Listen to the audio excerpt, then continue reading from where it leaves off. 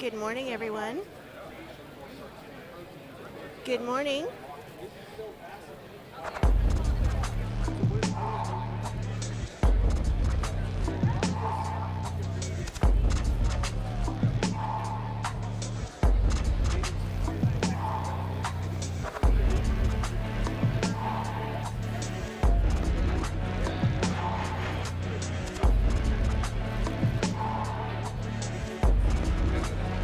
Good morning, everyone. Good morning. If I could have everybody to start taking their seats, please take your seats. We're about to get started.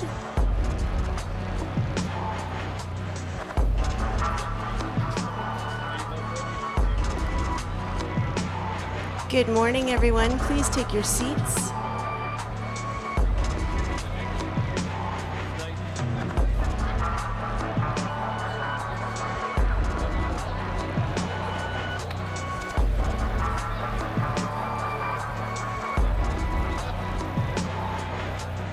Feel free to make yourself comfortable. We've got a few minutes before we get started.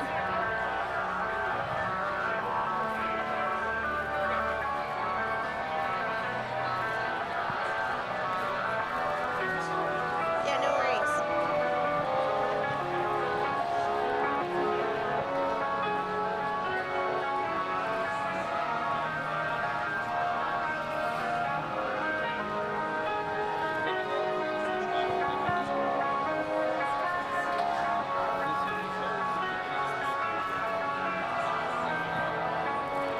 Good morning, everyone. If you can make your way into the tent, please.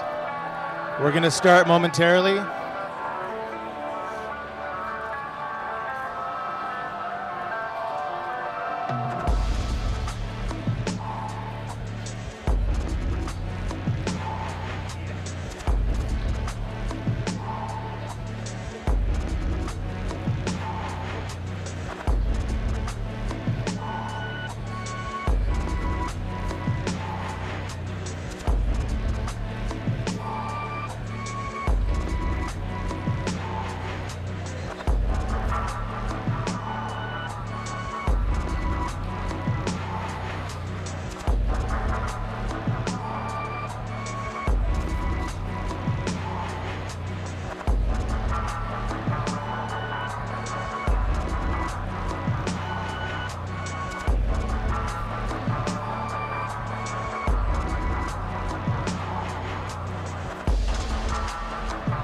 Good morning, everyone. We're going to start in a couple of minutes here. We're just getting the live stream set up. If you could take your seats, please, that would be great. Thank you.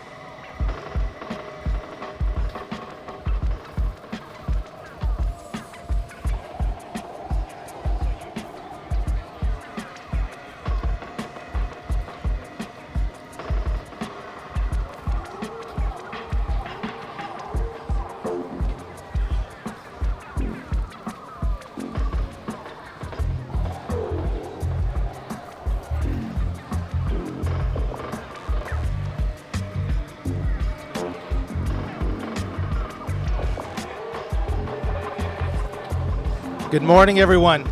Good morning. Hi, my name is Mark Artymko. I'm the president of Ocean. On behalf of the entire Ocean team, I'd like to welcome you to the Future of Bitcoin Mining Conference.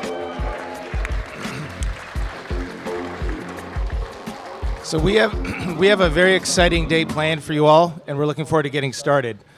First off, I just wanted to thank you for traveling to South Carolina, or as Mechanic calls it, Coldville. It's a little chillier than we planned for, but the sun's shining, so that's good.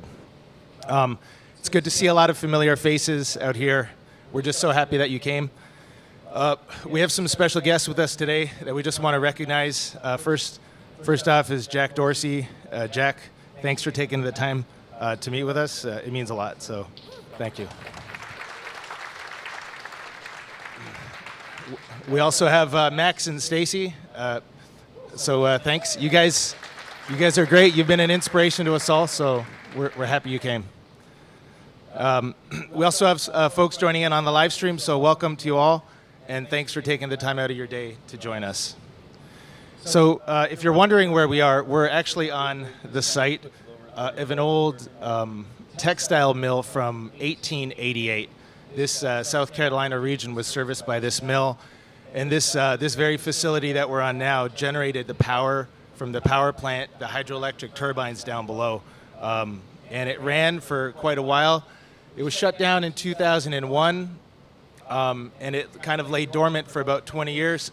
And then the folks over at Barefoot Mining and the site owner here, they started a project to bring it back to life and repurpose the generators for Bitcoin mining, 100% renewable Bitcoin mining. So yeah, give them a hand. So it's a really cool site, and we couldn't imagine a better setting for the day as we talk about the future of Bitcoin mining. So just quickly, we're going to roll through some presentations. This morning we have a lineup of amazing speakers and panelists. After we're going to break for lunch, and then after lunch, we invite you all to take a tour down below. It's about 5 stories down, so there's a walking path and there's some golf carts for those who don't want to do the walk. But it'll be a chance to see firsthand how hydroelectricity is made at a run-of-the-river hydro plant, which is really cool if you're an engineer. And there's also a Bitcoin mining container that's operational, and Bob is going to give us a tour down there as well. So that'll be a really cool experience. After lunch, we'll come back here. Luke Dashjr is going to come up and give us a special announcement, and we're going to have a chance to talk with Jack a little bit more. So before we kick it off to the first speaker, special thanks to Bob, Burnett, and Greg Svensson, the site owner, for letting us use the site here today. It's been transformed very beautifully, better than we could have hoped for. So thanks, guys.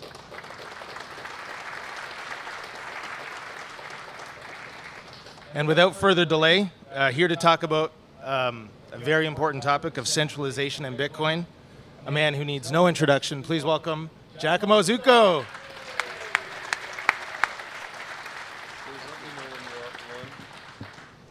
Thank you, Mark. I'm honored to be here. The climatic change from El Salvador was a bit important to me. Bitcoin miners are not boiling the ocean fast enough. But I'm warm inside because I think what we're doing here is very, very important. What I'm going to discuss very briefly right now is a topic that we always mention, but that not very often we think about in a ordered, logical way, trying to set priority strides about what we have to do, what we can do, what we cannot do. So is Bitcoin on a path to centralization? Next. So basically there are 3 answers to this question. One answer, the first, next, is hopium. So no, Bitcoin cannot be centralized. Everything is going to be fixed by the market. You know, when you don't know how to answer, you just answer game theory. Is this stuff getting bad, like all the pools are KYC? Yeah, but game theory. This is a kind of attitude that is very good for your mental health and relax, but it may not work out very well if everybody thinks like that. This is an attitude that brings everybody to inaction, to laziness, to complacency. We stay there, we know that Bitcoin is game theoretically sound, so we do nothing because the market will just sort it out. The market will just fix it. There is nothing to be done. Everything is perfect. Everything will just magically get better. The second attitude, which is opposite, is fatalistic defeatism. So Bitcoin is going to be centralized, yes. Economies of scale, exist everywhere, they centralize everything, your fight is futile, there's nothing to be done, we lost, pack it up guys, let's move away, let's go somewhere else, let's move to my shitcoin, buy my shitcoin by the way, or let's move back to fiat and, I mean, do nothing. So this is a symmetrical attitude that some Bitcoiners also enjoy to express. On the first layer it seems better because at least you are actually dealing with the truth, with the hard truth. You are not being complacent. You are just revealing the hard trade-offs, the ugly reality. So you are more honest. You are waking up people. But you are waking up people to do what? Because what you are saying is basically there is no hope, there is no chance. You know, KYC of miners, just that's how it is. It's futile to fight it. We just end up just like fiat. It was an interesting detour, but we are back to where we started. This is symmetrically defeatism, a defeatism attitude as well. Defeatist attitude as well. It's just the same. The tone is different from optimism to pessimism, but the teaching is the same. Do nothing. Stay there. Let it fail. Bitcoin is over. There's nothing to do. Well, there is a third possible attitude toward the problem of centralization, which is the central one, which is, I called it participatory optimism. So, yes, the market will fix it. The market will figure out a solution, but we, personally, are the market. So the only way the market is going to fix this is because we are part of the market and we are acting in this way to fix it. It's not like the market is something else, some magical force. We are individually part of this statistical ensemble, which is the market. So yes, Bitcoin is game theoretically sound because we are playing the game. We are players, we are in the game, and that's what makes Bitcoin game theoretically sound, because we are there and we do something about that. So let's talk about a few examples of parts of the Bitcoin that can be more or less centralized and what we can do about that. Next. So there was this, well, that's just a science fiction metaphor for the ones of you who like science fiction. There is this cycle of books by Asimov, the Foundation Cycle. It's not very, I will not say that it's a book that has a very Bitcoin mindset, because it's everything is about centralizing everything in a new empire. So Asimov is not super Bitcoin niche as a thinker, but it's a very good science fiction book from the point of view of narrative. And I don't want to make any spoiler, but there is a moment, but I will. I mean, it's an old book. If you haven't read it at this point, I'm sorry for your loss. So there is this guy, Harry Seldon.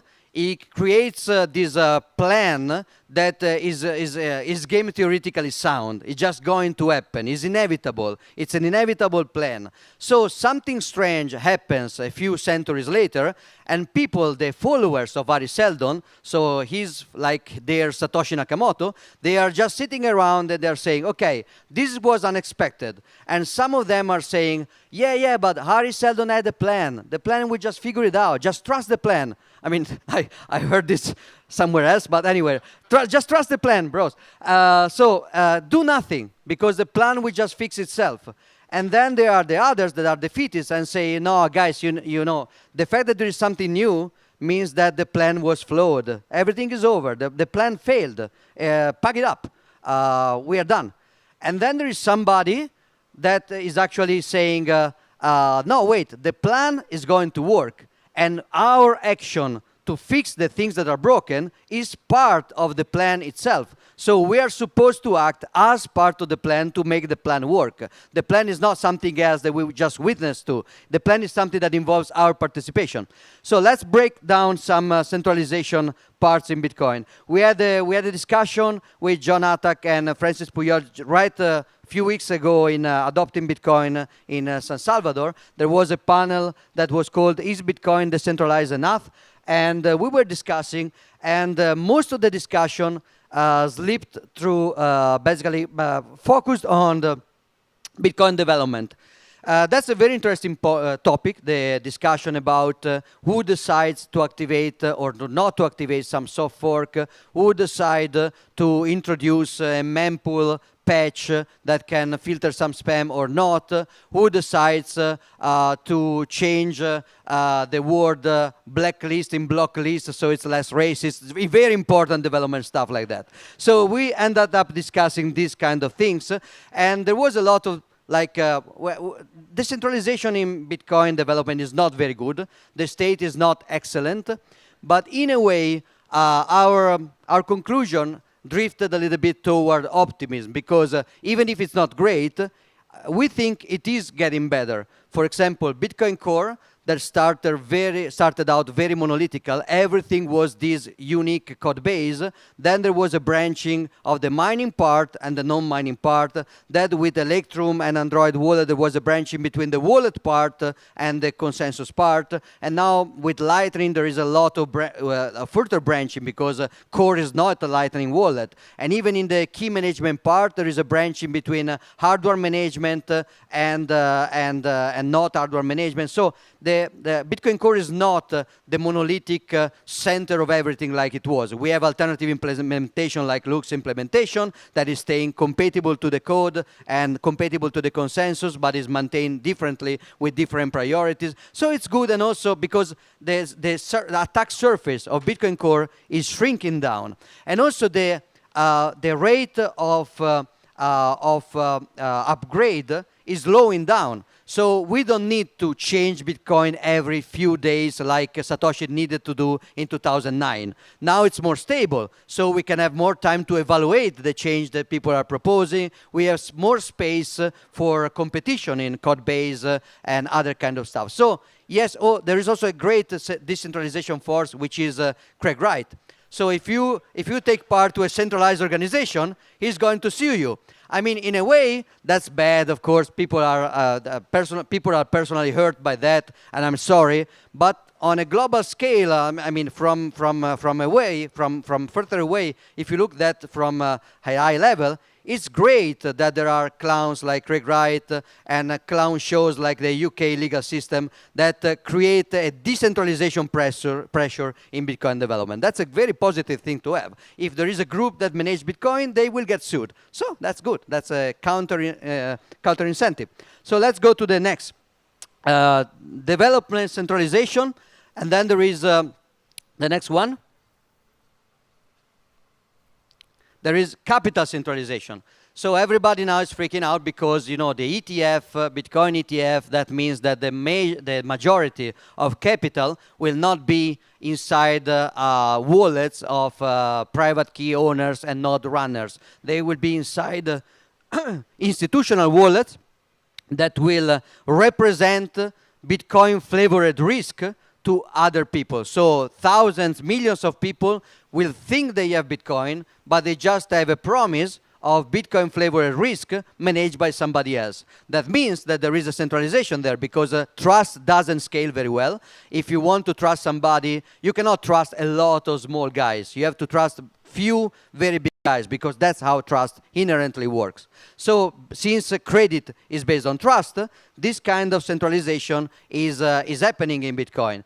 But even in this case, I would say that we are not really, maybe this is not as good as Bitcoin development, but Bitcoin capital distribution is not as bad as we may think. For example, yes, you have the problem of the Bitcoin ETF, but the way the current state of the world is that these guys running ETF will do fractional reserve very, very soon, will do confiscation, KYC very, very soon, will prevent people from using this ETF like Bitcoin. So this stuff will just represent this weird Frankenstein hybrid between Bitcoin and the fiat system. But the real value of Bitcoin is that when you go to a protest, they cannot confiscate it to you easily. That's not the case for the ETF. You can send the Bitcoin to Russia, Ukraine, or Gaza, or Israel, or whatever. You cannot do that with the ETF. Most of the Bitcoin is resistant to inflation, inflation and fractional reserve. The ETF is not, because they can print how many paper Bitcoin they want. So I'm very optimistic that in the long run, the difference between fake Bitcoin and real Bitcoin, even if we may suffer in the process of discovering, there may be some illusion cycle and delusion cycle and corrections, but in the long run, I tend toward hopium in this one. But let's move to the other one, the last one. The last one is mining centralization. Click. Huh. I have to exercise a no, less. Okay. So mining centralization is not so trivial because there is a problem with with development centralization. There is a global solution like Craig Wright, but there's also an individual solution. Just learn to code, learn to review the code, ask your friend developer if this change is good or not, try to reproduce from source, try to check the signatures, don't upgrade your node, just keep it the way it is. So there are personal mitigation you can have for development centralization. If there is capital centralization, the systemic risk may be high, but your personal risk, you can manage it. Just keep your own keys and run your own node, and you're fine from capital centralization. You may suffer from price dynamics, but still you have your Bitcoins. There is not such a clear individual answer to the mining centralization problem. It's not like mining is centralized, so just print your own ASICs. I mean, it's easy. Just open a foundries and spend a few $1 billion and create a chip and just run it with a giant power plant. It's not trivial. It seems like the only solution is a systemic solution. There is not much space for individual action, which is concerning. Let's try to break down the problem of mining centralization into 3 sub-problems. So the first one is hashing centralization. When normies think about Bitcoin mining centralization, they usually think that somebody will just collect all the ASICs, put them all in the same room, and just mine for everybody else. This is the most wrong, most misguided idea of mining centralization. Sure, hashing has some economies of scale, so it can be centralized. It is. A bigger hasher can be stronger of the smaller hasher because they have some economies of scale. But hashing also has a lot of diseconomies of scale, like just thermodynamic. You cannot fit too many ASIC into a single room because the way thermodynamics scales between volume and surface and cooling. Or energy cost. When you put too many ASICs in a single energy source, the price will just go higher, and you have to go away and move elsewhere to find another energy source. And my favorite decentralization force is governments. If you mine with a too big mining operation and you just get publicly listed and stuff like that, they will force you to become a fiat provider with KYC and all this bullshit. So eventually your role in Bitcoin becomes useless because now you are a fiat puppet. So the bigger you are, the more the government will help us decentralizing back the network. So hashing is fine, but there is a second problem which seems a little bit harder, which is ASIC production. Even if it's relatively easy to just run ASICs, it's a little bit harder to print ASICs. As I said before, the process of designing a chip is incredibly expensive. Very few companies in the world can do it. Some Bitcoiners are trying even now, and that's great, but it's a very high competition bar to enter there, because you need, it's incredible what you need to actually print a chip. The first mold, you need like synchrotron light. It's incredible, super expensive, and it can go wrong. So this seems very concerning, because who produced the ASICs has a lot of control. It's not theoretical. One ASIC producer that I cannot name for out of discreetness, but you can guess, had basically kill switch inside the ASICs. Okay, it was a Bitmain, of course. They just put this. Created these ASICs with a kill switch. So they would have been able to shut down miners from remote. And then they put another Trojan to basically mine on behalf of the pool secretly with the software and the hardware and the electricity of the users. That was basically the covert ASIC boost. So this is bad. This is centralization. And if you remember, when some miners were not signaling some New York agreement or whatever, Bitmain was threatening not to deliver the next batch of ASICs if you didn't signal, and that was actually publicly admitted by the hashers. So that's a problem. But this problem is also getting better. I feel some hopium about this as well, mostly because ASICs cannot improve forever. There is something beautiful which is called quantum mechanics. Is not as beautiful as Craig Wright, but almost. It's very, very effective. You get to some point and that you cannot get smaller because finally you have quantum tunneling everywhere. So at least with current technology, ASICs cannot improve forever. There is a plateau in which, yeah, your ASIC is obsolete, you have to change it, you have to ask Gian and to be nice. But then after a while, the improvement rate slows down, and then it basically stops, at least until the next nano machine biological dark matter miner revolution. So for a while, it just stops there, which is great because it means that you don't have to beg anymore Gian for the new ASIC. You don't have to upgrade too much. You just it becomes commodity, so it becomes easy to buy off the shelf. It becomes easier to store, to hide, to smuggle internationally, to steal from the government or whatever. Then we go to the last point, and this is pooling centralization. So if you mine variance of the reward, variance of your luck discovering blocks, is something that can kill your business because it's a very, very high variance. You want to reduce variance, and so you want to join other miners in order to reduce variance. That's normal. But in order to do that, you are trusting the mining pool, and this stuff is not getting better. This stuff is one particular part of Bitcoin which is getting every year significantly worse. The number of mining pools is very little, but also the dominance of this pool, even if the number was always kind of small, there was like a very, very fast turnover. Pools were failing all the time.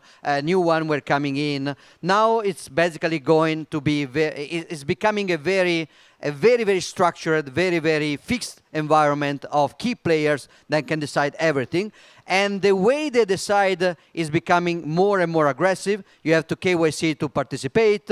If some user makes a mistake, so some user is paying too much, the pool owner will just decide, oh, I mean, this money, what do I do? Do I want to feel nice with this money, other people's money? Yes, I will just use it to pay back or not. I will give it to charity. Do I have, I mean, some pool received some dick pic or something, some spam from Woody, and they decided on behalf of the users to put that stuff inside the block space, 4 megabytes of dick pics or far sound, I don't remember, and they did not pay the miners for that because basically the payment was off-band. So this guy, the pool owner, received the off-band payment by the Mossad guy, and they just used it directly to mine 4 megabyte blocks without giving any fees to the miner. This is like a behavior which is very, very aggressive. It's not just potential centralization. It's actual tyrannical behavior. But what is worse is that so far, hashers, workers, people putting there the proof of work, literally, they seem not even to care. It's like, yeah, I mean, govern me harder, daddy, pool. It's like they just like it. They seem like hopeless. They don't seem to have any alternative. They don't seem to have any kind of possible way out. Yes, you can go away from the pool, but aren't all the other pools the same anyway? I mean, if I move away from this pool because they did this bad thing, I mean, the other is just the same. And also, I risk my reward because now my reward is not just mine. I have to wait for my payout, and maybe that's not practical. So I think that the market may sort out many, many things, but this is one of the key places in Bitcoin where we are the market that can actually do something that can make a big difference. And so I cannot tell you exactly where we are going with this. It's still a mystery. But I mean, I left some hints along the way, so I think it's over. Thank you.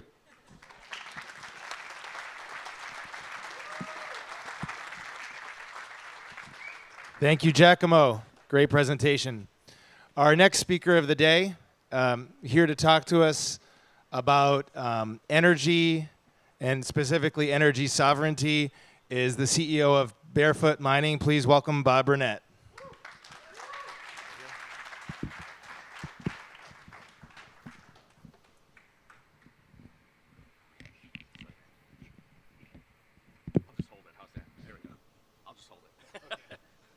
All right. Good morning, everybody, and welcome.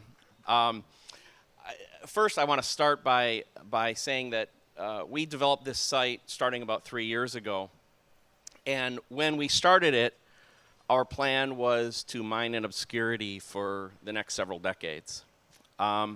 This is the first time we've ever had visitors at this site. It will probably be the only time we have visitors at this site. But we thought that this occasion was worthy of kind of breaking our initial plan. We have a motto at Barefoot that we always do what's best for Bitcoin first, and we have the belief that in the long run, that'll always be the best thing for us at the company. And so we try to live that ethos, and you know that's part of why we're here today, because we think that this is a very important point in the history of Bitcoin. And we got a problem here? Okay.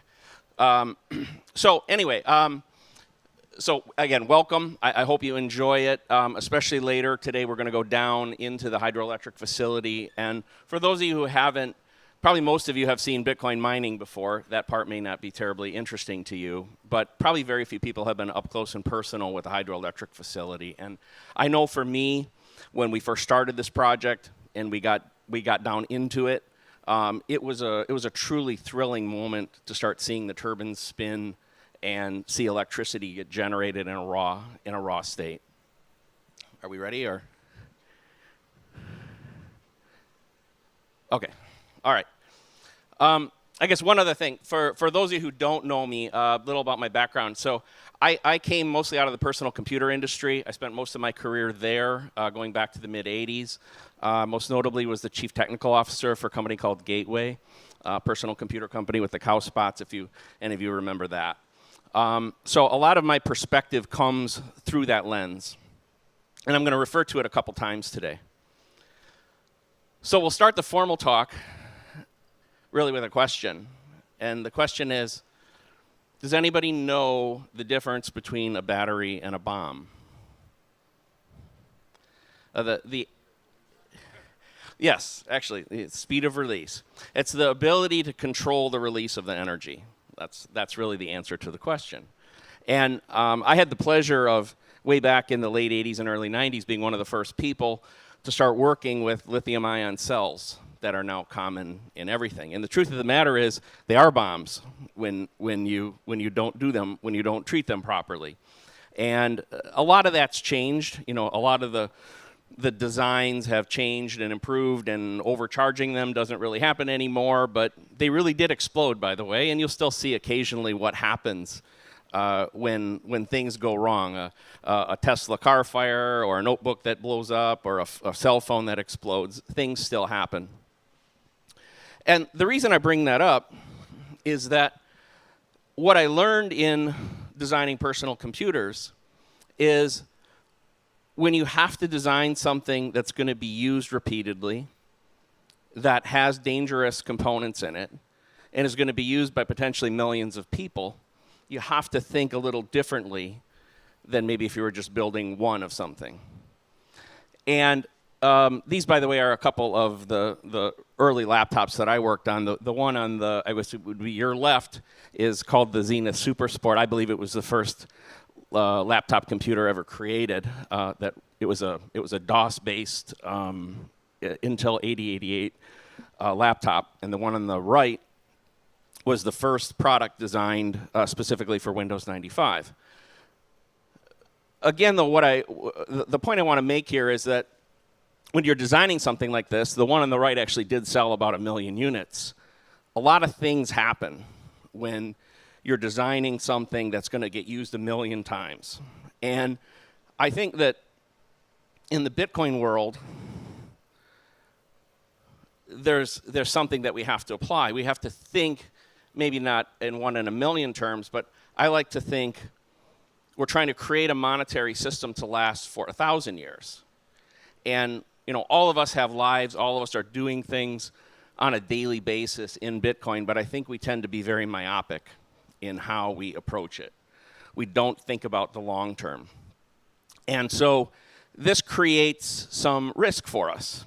I think there's some complacency that can come about. I think Giacomo hit on some of this earlier in his talk. I think I forgot the term you had used, Giacomo, but something about false complacency or something on that order. I think that can happen.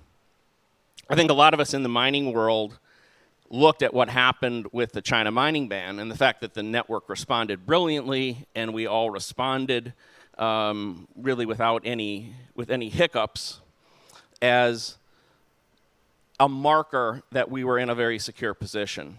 And there's both truth to that and falsehood to that.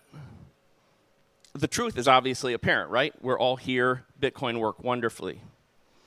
But it did show that things can happen. And again, if you think in 1,000-year terms, what could happen in the course of 1,000 years, and are we insulated? Have we protected ourselves? Now, I believe Bitcoin is the most brilliant architectural system I've ever seen. I believe Satoshi, whoever he is or they are or she is, out there is the best technologist of our lifetimes. But I think Bitcoin is a system that was given to us, and if we do not treat it properly, we don't take care of it properly, that we do open some exposures. Now, I can't tell you in 1,000 years what all those attack vectors might be. We could guess them. I'm not going to sit here and try to go through them one by one. But I believe they do exist. And I believe what we are fighting for is big enough that over the course of 1,000 years, we will see every possible attack vector. So let's back up a little bit and look at energy. So if we look at the history of energy and the capturing of energy, it really starts with fire. Goes back 1.5 million to 2.5 million years. And man pretty much didn't advance from that standpoint for a long time. It really wasn't until the domestication of animals that things started to change and started to harness the horsepower of animals and the water wheel. Obviously, we don't need to go through all these. But what's happening in this is energy is becoming more available. Energy is becoming more reliable. The world is getting more civilized as a result of this. But it's also getting more centralized and more permissioned. And so there's obviously a greater good that's occurring here, but there are things happening that are changing control points. Permissioned energy is always vulnerable. One of my least favorite people in the world, on the left, I doubt she has any champions in this room, is I think typifies the attitude that comes from people who believe they should control energy. And we have other groups, maybe from outside politics, like the Greenpeace people and the Change the Code movement. But these are just examples of people who believe energy should always be permissioned and who want to make moral judgments and ethical judgments about the use of that energy.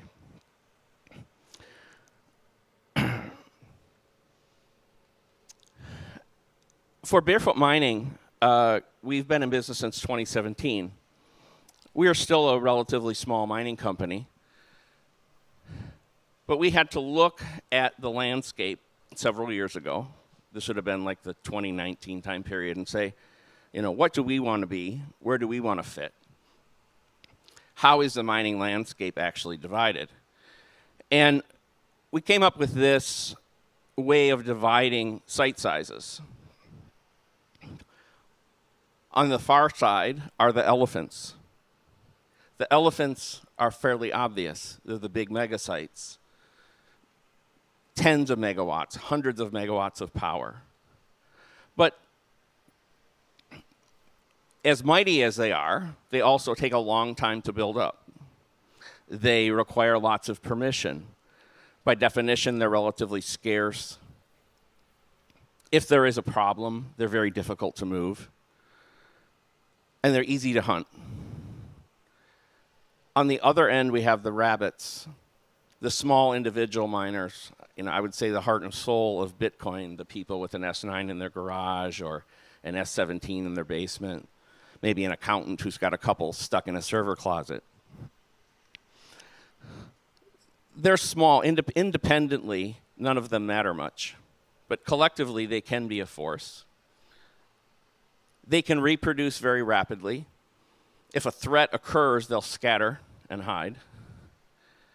And they are hard to hunt collectively because of that. Then in the middle, we have the horses. Now, the horses are the small to medium-sized commercial miners. Horses are powerful, but they can be built fairly quickly. They can grow fairly quickly. If there's a threat, they can scatter. And that makes them fairly difficult to hunt. They also are fairly easy to camouflage. The site you're at today is what I would call a horse-class site. Again, I bet none of you would know that this existed today. Even the people that live in this town don't know that this site exists here.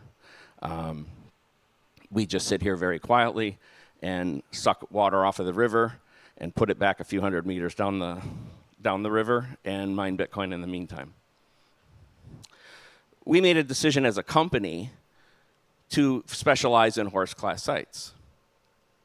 And I'm going to talk a little bit later about what I think is the importance of horse-class sites to the ecosystem and the infrastructure. One of the things that sometimes irks me a little bit is I see a lot of talk within the community justifying Bitcoin because of demand response, of base load, of all these sort of things to support the grid. And I want to say that I sometimes think that's a mistake to get drawn into that too much. I do agree that that is a potential benefit of it. But the reason we mine, the reason we're in Bitcoin is not to create grids and support grids. We're here to create money for 1,000 years. And so I think we sometimes do a disservice to ourselves by trying to justify Bitcoin by those things, especially to those people who are critics of us.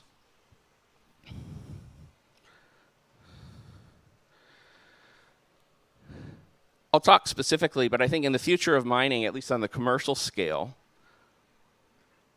the direction that we're moving will be one where all mining companies will be forced to make a decision. Do I want to be a captive elephant or a wild horse? So a captive elephant is probably obvious. You're going to be a grid-based miner, massive scale. You'll probably have a handful of sites scattered around the world. Or will you build wild horses? Will you build sites like this? That's a Barefoot's vision, by the way. And neither answer is necessarily right or wrong, but I will say we need both. Barefoot's vision is we want to have hundreds of these kind of sites scattered all over the world. Some on hydro, some on biomass, some on geothermal, some on whatever. But this is a fundamental question. If you're in the mining business, I think, and you don't have a clear answer to what you're trying to be, this is the big question. This is the question you have to ask of yourself. Mark told you a little bit about the history of this site. This is an actual picture of the building. As far as I know, it's the only one that exists. So later on, when we go down, you're going to see we have the NRE River to our left, and we're going to walk over something called 2 Mile Creek. The people who built this facility in 1888, this is pre-electricity, by the way, knew that they needed a source of power. They were going to spin cotton and create fabric. They built this building. You'll see on the far right of the picture, as you look at it, you'll see two archways. Those are actually archways over the creek. So they would bring the cotton in on boats through those archways and bring it into the facility. And the water wheel and the turbine system that's set there originally didn't generate electricity. It drove looms. In 1920, it was converted to electricity. These folks, though, were the wild horses of their day. And the textile industry, the grain industry, the timber industry, all those sort of industries all built these kind of things because they didn't have a grid to plug into. We were honored to find this site and bring it back to life. Danny Moody, who's the hydroelectric engineer, who you'll see later today, who was really the genius of bringing this thing back to life, refers to it as bringing dinosaurs back to life. And it's something that he specializes in. But I think the spirit of this facility and the people that built it still exists today. One interesting thing about this facility is we had to make a choice when we had extra power, were we going to push it back on the grid or not? And we chose no. And again, as I talked about earlier, you have to make a choice, I think, as to what you are and what you support. And we think the thing that supports Bitcoin the best is to create a completely autonomous and unpermissioned site. The moment that we tie a line back into the grid, we now create a permissioned line. We create a point at which we can be forced to redirect our energy away from this site and somewhere else. And we felt the potential economic benefit of that to us in the short term was completely superseded by the ability to be completely unpermissioned here. As I've told a few people earlier today, at this point, for this facility to not run, it would literally take somebody pointing a gun at my head or a head of one of our employees. It's the only way this one doesn't work. And we think that building inside Bitcoin, places like this, is very important. I don't have time to go into the details of it. I wrote an article for Bitcoin Magazine a while called Satoshi's Heel. It embodies a potential situation, extremely remote, where we lived in a world where it was all captive elephants. And some force came in and knocked those captive elephants out. Now, in that case, in the article, I talk about a world of 99% in the captive elephant world and then that happening. And it's somewhat catastrophic, and it mainly involves what happens to block times and the ability of the network to continue to process. What I've done here in this chart, though, and I don't know how well the people on this side of the room can see it, but what I've done is I've said for every site type, rabbit, horse, and elephant, it can either be captive or wild, captive being on-grid, wild being like this site. And mathematically, what I've gone through is what percentage of the hash power needs to be in each of these categories. And essentially, what we need to do is we need 30% of the world's hash power to be wild, and 30% of it to be rabbits and horses at all times. If we do, then we never have a problem, and something like the China ban never happen. Like something catastrophic happening from a China ban type scenario never can affect us. It's a completely within our control situation. And what I've done is I've laid out kind of by decade, 2030, 2040, 2050, kind of how that should be. And you can see, by the way, I don't believe there's any way of the elephants stopping their growth. That I'm projecting by 2050 at least 65% of the hash rate being with the elephants. But I'm hoping, and I believe it's in our control, I mean the people in this room, to keep the rabbits and the horses alive. A lot of you are investors. A lot of you make decisions about where to put your money. I would encourage you to give people trying to build wild horses or people trying to build infrastructure to incent rabbits to direct your money there.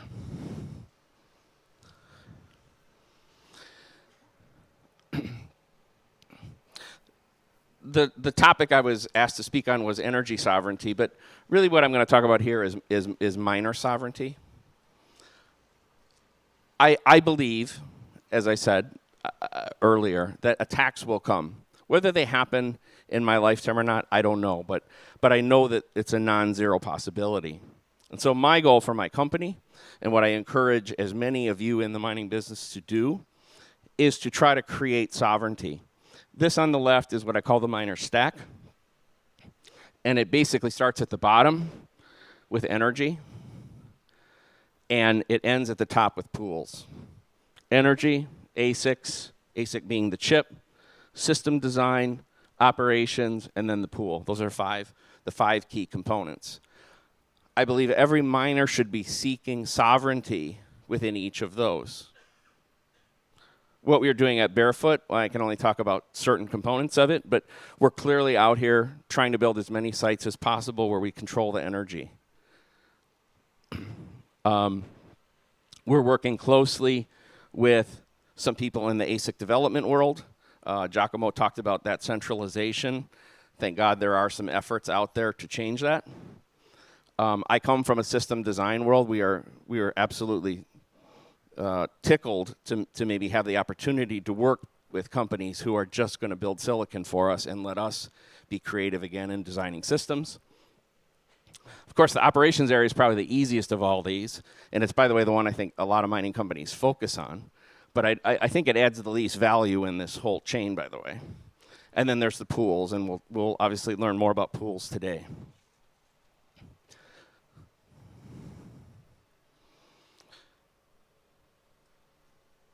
I think that I want to close by really talking about the ethos again. All of you are in the Bitcoin business at one shape or form or another.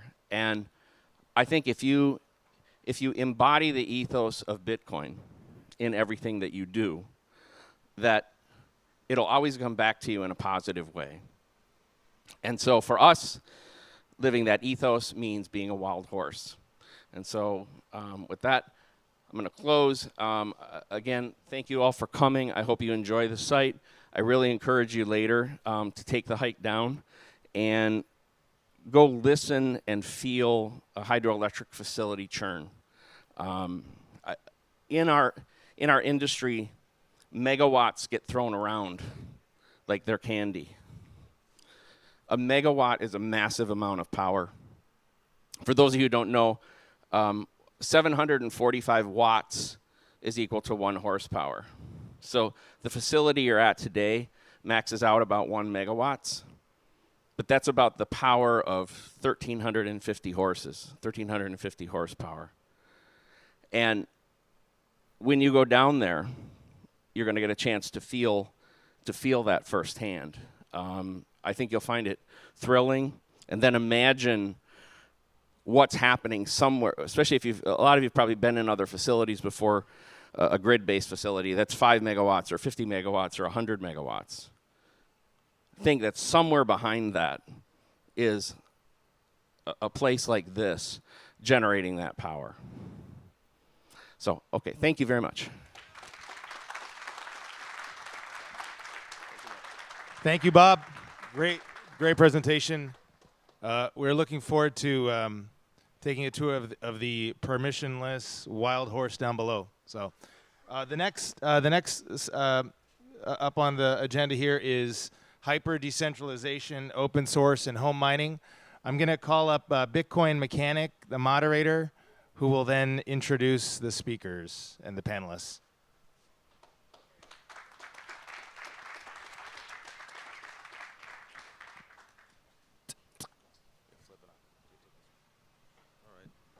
One, two. Hey everyone, how's it going? Let's get Thomas Templeton from Block. We will get, how you doing, man? Zach Bomsta. And you have like 10 companies, so let me remind myself. Unbound Networks, all right. And Scott 9000 from BitAxe.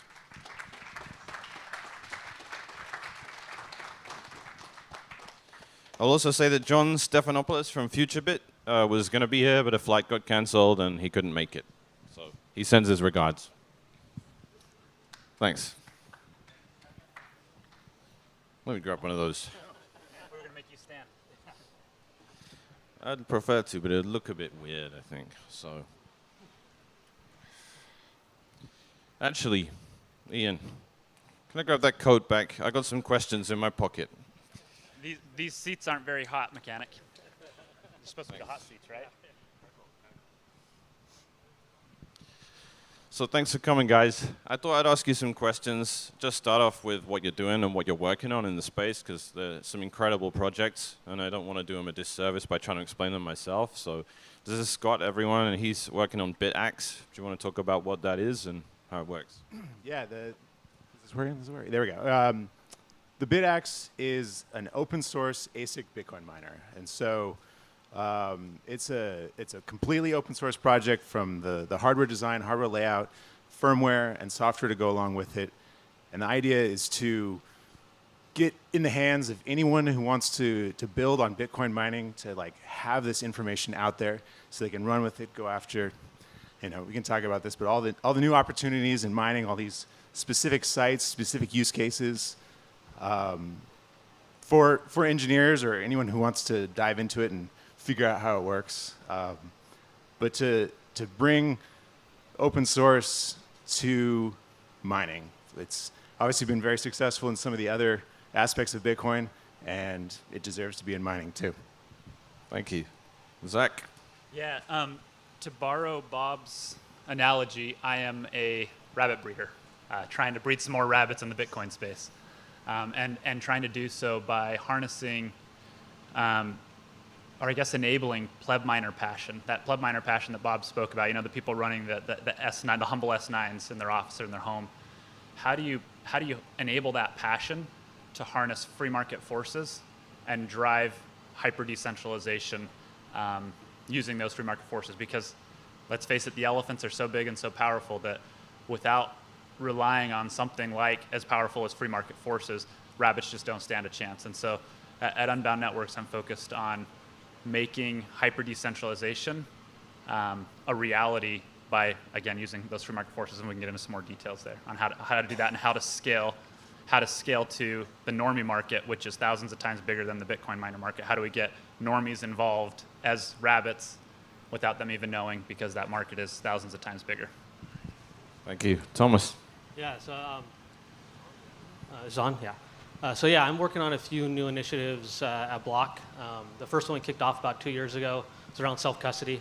I think everyone in this room probably has no problem with the current self-custody tools out there, but when you think about non-technical people, the next 100 million people, like my sister's a teacher, my parents, you give them a hardware wallet and they can't set it up, right? And if you walk them through it and you finally get them to set it up, you have to convince them not to put their seed phrases on a sticky note right by their computer with the rest of their passwords. And so because there's no great solutions for normies, so to speak, out there, the alternative is they leave their coins on exchanges. And so at Block, one thing we're doing is we want to build a simple, accessible, easy to use hardware wallet. And we're calling that BitKey. Current status right now, we're in public beta, a couple hundred people across 40 countries.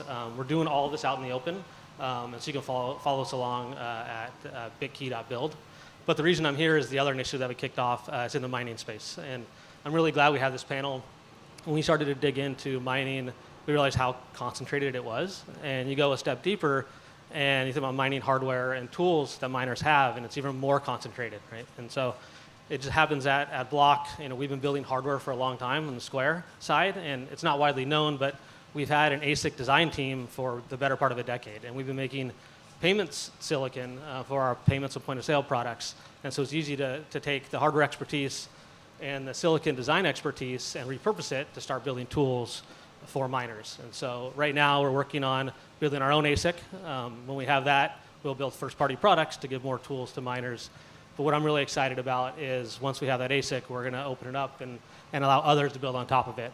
Earlier this year, I think both of you are engaged in this, we announced we're developing a MDK, or a mining development kit. And what that is it's the ASIC and the hash board, so the hardware, software, and documentation. So reference designs, data sheets that allows anybody to build on top of our ASIC. And so whether you're a big miner and you want to build a purpose-built rig for your system, or a home miner and you want to build a rig to heat up your hot tub, like, you'll be able to use these tools to build whatever you want. Fantastic, thank you. So thanks, everyone that's here at this event. You know, it's a sort of private, closed, invite-only kind of thing. Not to put you on the spot, there's a man here called Bomsta, and in the bar last night, for anyone who doesn't know, this man invented the solid-state drive. And he was telling me last night, if you want to write good software, start with the hardware. So this was something I was really curious about, and it's open to you guys. I, like most people, have no idea how you get from raw materials to, you know, semiconductors, chips, how foundries work, all that stuff. And I'm really curious where the bottlenecks are, because we kind of found out that you have TSMC and just, you have these horrible bottlenecks. And basically, we focus on decentralizing higher up parts of Bitcoin. And then when you come down to that basic hardware level, it seems like, we're either defeatist, or it's just we're up against something so big. And we have these passion projects, so to speak, where we can help people use open source things. But we seem to have this demonstration out there, a sort of arrogance on the part of Bitmain, where they're like, hey, we can ship this stuff with malware on it, and there's nothing you're really going to do. You're still going to buy our stuff. That's how confident we are in our stranglehold over things. So what I'm kind of asking in two parts is, if anyone can outline like a high-level sort of overview of this is how you get from raw materials to an ASIC. I know it's a huge question, but I would love someone to just say, this is actually how you do it, because most people here are software people, right? And maybe I'm just clueless personally, but anyone want to outline that process for us, and then specifically where the bottlenecks are and where we just have a really hard time saying, hey, we made this thing in New York. We didn't rely on Taiwan or China for any of it. Open to anyone. Yeah, maybe I can start. Without getting into the weeds of how ASICs are made, I think the way I look at it is really two big buckets, I guess. One is like who makes the actual ASICs and the wafers, and those are the foundries. And the other bucket I look at is who designs and productizes the ASICs, right? And when you look at the foundries, they are pretty centralized. There's two main ones, TSMC in Taiwan and Samsung in Korea. I don't think it's going to change anytime soon. I mean, foundries are billions and billions of dollars, very, very expertise to make those. So you're not going to have a bunch of startups building new foundries. That said, Intel's they have foundries for their own products, and they've announced that they're going to start opening that up to others. TSMC has announced they're going to build a factory in Arizona. So we are starting to see a little bit of diversification. It's slow, but I think it's trending in the right path. And this isn't unique to our industry, right? I mean, most semiconductors use these two foundries. So that doesn't really keep me up at night so much as the other aspect of who's designing and productizing these ASICs. There's two players based in China, and they're vertically integrated, which means that they're building ASICs for their own products, and builders don't have an opportunity to use those, right? And when you think about why that is, I don't think it's terribly surprising. It's really hard to get into the ASIC business. And the way I look at it is, in order to be a successful long-term company making ASICs, you really need three traits or three attributes. One is obvious, you need design expertise. Without design expertise, you can't design an ASIC. The second one is you need to have credibility and a healthy balance sheet, right? I say credibility because, again, there are really two big foundries in the world, and everybody's fighting for resources. And so when you want to build an ASIC and you go to these foundries, you have to convince them that you're worth their time. They're going to invest time in giving you the designs and working with you on the designs, and they have to be able to see that you're for real, right? So you have to have credibility on the design, and then once you have a design, it goes back to allocation. And especially on advanced nodes, capacity is limited.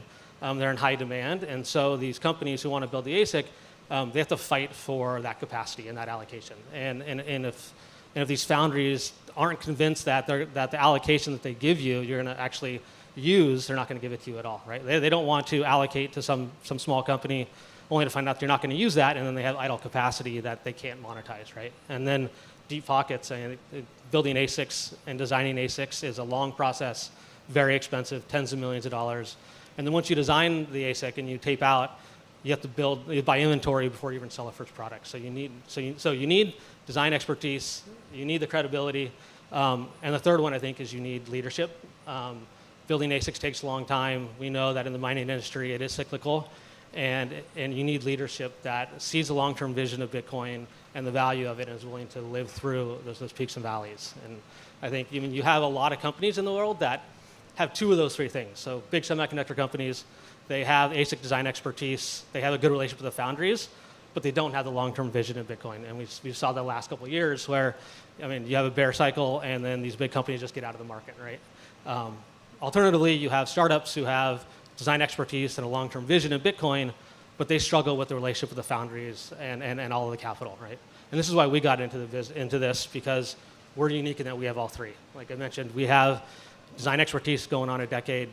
We have a good relationship with these foundries and building those ASICs and millions of them already. And then we have a founder and a leadership who believes in Bitcoin, and that matters a lot when we're talking to suppliers, we're talking to partners, we're talking to customers, even employees. They know that we're going to be around in 3 to 5 years because we have the commitment from leadership. Thank you. Either of you guys want to touch on that? I'd probably add maybe a fourth. First off, I think you nailed it with those three. I'd add a fourth in having a market, right, or demand for that product that you eventually produce, right, and having some competitive advantage or some different go-to-market strategy versus, the other guys that are already producing. But yeah, without those first three, like, it's a lost cause. I just wanted to add, there's just as sort of a technical distinction, right? A lot of people refer to ASICs as like the machines. Technically the ASIC is the chip, and so there's a big distinction between making the chip, which is a very capital-intensive, long-term, highly technical process, and then making the machine that contains multiple of these chips, and it doesn't necessarily have to be done by the same person, and there's a lot of decision making and the way Bitcoin gets mined that goes into the making of the machine and the control board and how that's run as well. So there's a lot lower barrier to entry to getting into making the machines, especially if someone has democratized the production of these very expensive chips. Thank you. My next question is about trust in hardware, and the fact that you have, in the software world, we can, there's closed source, and then you've got software, you can verify it, you can compile it yourself, and you can ostensibly know exactly what it's going to do. With hardware, how realistic do you think it is that we can be in a scenario where we're not dealing and just sort of coping with things like Intel management engines and backdoors that are doing ASIC boost, and by a company that's sort of blatantly lying and say, we would never do that when we found the circuitry on the board, right? If I understand correctly, you can even hide tiny processes within processes to the point where it's a researcher trying to discover that you have a hidden processor is going to need millions of dollars to take your chip apart and actually find it, and it's microscopic. And this ultimately means we're trusting the manufacturers with this stuff. But they're operating at such a scale as well that they can't be super opaque, right? So it's not like hiding something in a closed source binary where it's really hard to detect it. So what would you can you speak to the trust we have to have in these necessarily, these people that have all those attributes you just listed there with, having the trust and the capital and the long-term vision and all that? It's, how can we get into an environment where, if they're necessary, we can at least trust them? There's some verifiability to what's going on the hardware. Yeah, it's a hard problem. Trust and transparency and openness is fundamental to what we're doing, and we started with it. We're developing in the open. I think it is important to show your work and throughout the process to the community. I think it does a couple things. One, it helps build trust. It helps, I think you mentioned it earlier, that there's a bunch of different design choices you can make. And I don't think there's one size fits all or one right or wrong. And I think developing in the open, sharing your thinking, sharing why you made this choice versus that choice, that does build some trust. And maybe someone doesn't agree with it, but they can understand why you made that choice. And I think sharing as much as we can, like we're going to share not only our code, but schematics and data sheets, and we're going to share as much as we can. There are some limiting factor to that because we deal with some proprietary IP from vendors.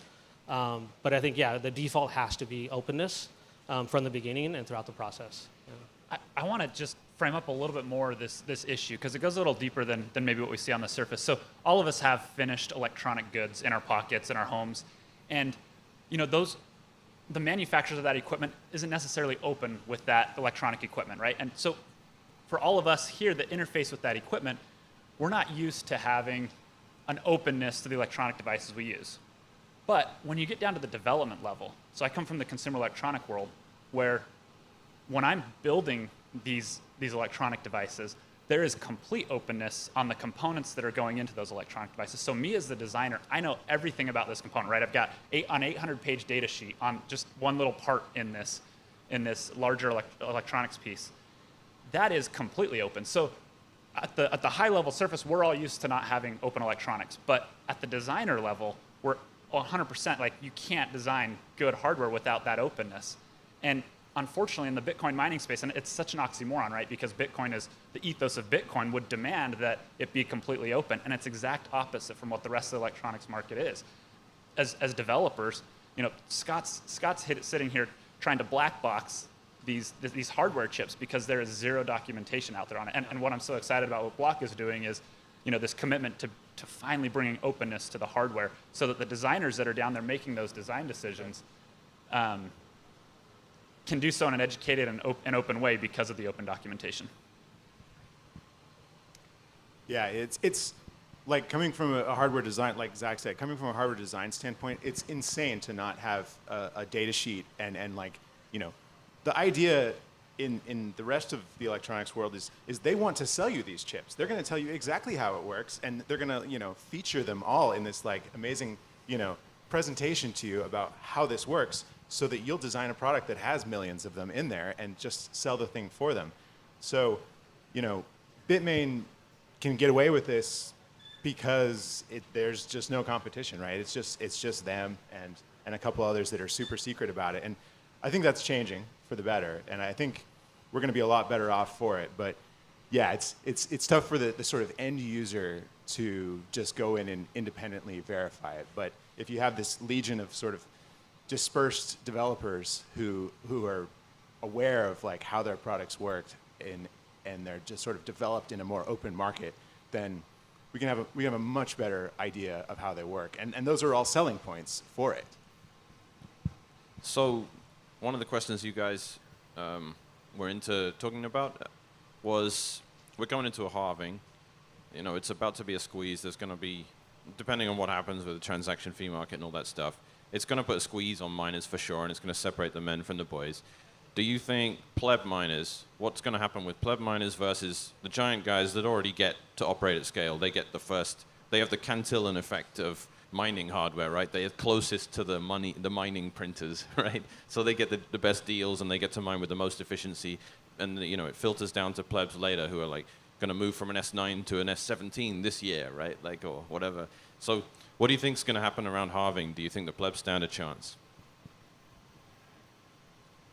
I guess I'll shoot first here. I don't think plebs stand a chance today if they're playing the same game that the elephants are playing, that the big miners are playing. If they're just trying to find relatively cheap electricity and they're penciling out the calculations to say, well, what's my break-even time on this equipment? Like it's just not there for plebs. So they're not surviving today if they're trying to play the same game. But I think if you change the game and you play a more strategic game, there is a chance, and the halving, you become immune to the halving. And essentially, I mean, it's not a novel idea, but the idea is to reuse the heat recapture. There is by my estimates, about 300 exahash worth of untapped electrical infrastructure that has heat demand tied to it in the form of heating homes in North America alone, US and Canada. The big miners are never going to be able to go and decentralize to that scale where they can make use of all that demand for secondary heat in heating homes. But if you can go change the game and put that heat to use, it changes the economics of Bitcoin mining significantly to where now you care less and less about the hash price and what happens at the halving. So I think, yeah, again, just to summarize there, pleb miners don't have a chance if they're playing the game the big boys are playing. But if you change the game and reuse that heat, there's a chance, and it can scale. And it's not just some cute little niche part, like 300 exahash worth of electrical potential there and need for heat that we can go and tap into. Thank you. Ida, you want to touch on that? Yeah, I mean, there's a lot of different games to play. Like, there's so many different games to play, and it's kind of interesting. We're just sort of seeing those different games come out, but right now there's no hardware that's built for any of these other games. Like, all of the Bitcoin mining hardware that exists now is for essentially grid-connected data center use. Like, that's what it's optimized for. That's the current biggest market. But if there's actually equipment for all these other interesting games that we can play, like, I think, the people who want to play those, which we don't even know the half of it yet, they're going to play them, and they can definitely get ahead in these other, like, very exciting, very, potentially lucrative games. Yeah, I just want to add, I mean, there's so many applications, potential applications that mining can be used for. And I mean, when we got into this, the intent wasn't to mine, it was to really enable others to be able to build these novel hardware and applications to build on top of. And I think, without those primary core technologies that you have you don't see that today. But hopefully in the future, when ASICs are available, when more people like yourself and other companies can build different types of applications, we're going to start to see it really take off. That's so exciting. I'm so ready to do that. Yeah, it's almost like when they came out with the S9 and made it 110 volts compatible, it was like a mistake. And they went, oh, we didn't mean to do that. We didn't want to make it easy for anyone to mine at home, like for North Americans anyway that have, left-handed electricity or whatever it is. But like then but they came out with the S17, which actually one of you told me it runs on 110 volts. They just don't tell anyone that. Like, and it's like that was intentional, right? They really don't want anyone to know this. And now it's impossible, right? You've got to modify the power supply to be able to do it. So, like, when it comes to pleb mining, I'm going to ask a further question on that. So, how would you run through some of the other than the need to create 240 or 220 outlets in your house to be able to use an S19 or modify the S19 or whatever? What are some of the other things that a home miner just has to do to be able to make this thing something they can run in their house, whether they're reusing the heat or whatever? Like, how do you got to take fans off and buy infinity fans so that it doesn't annoy your other half and all that stuff. Like, what are some? Because these are obnoxious machines, right? Like, they're fine in a data center. Having them in your house is just, it's a lot to ask of your family. Having like an S19 wearing away, like, it's horrible. So, what do you think is going to happen there? Like, what do you have to do to make a miner a home activity that's actually reasonable to do?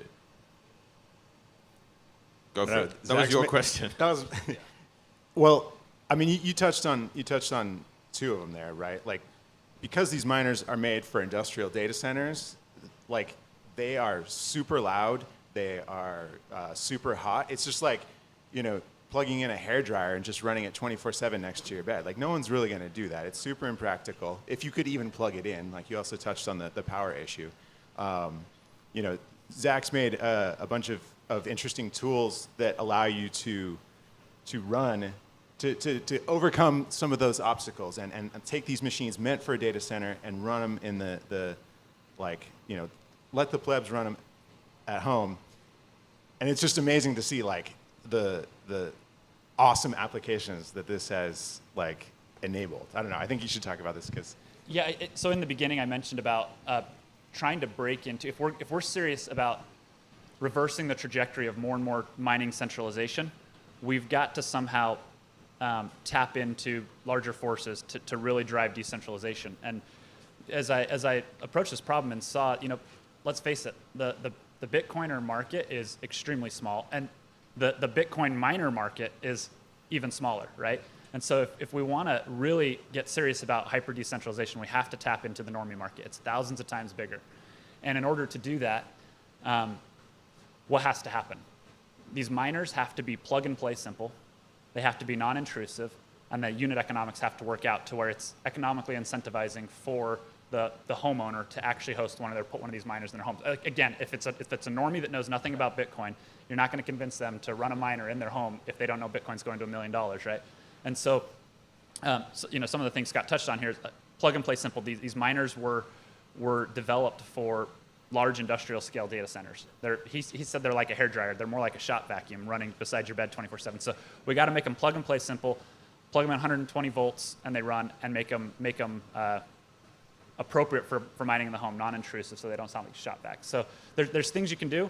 The hardest one, those are like nice little tricks that you can do with the hardware. The hardest one is making the unit economics work out so that the free market forces scale into normie homes. And I think that's where having more open hardware that helps you get more creative and come up with better solutions for those unit economics helps out. Because right now, as much as I hate to admit it, I'm beholden to old used Bitmain hardware, and until there's more unit or better hardware, open hardware out there, I'm kind of stuck using that hardware.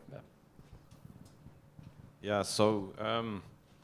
Do you have anything on that? Or? No, I mean, yeah, you guys said it well. You guys are living through it every day. I think innovation is really limited with lack of access, right? And so the first principles is like giving access to tools and technology and allow the innovation to thrive from that.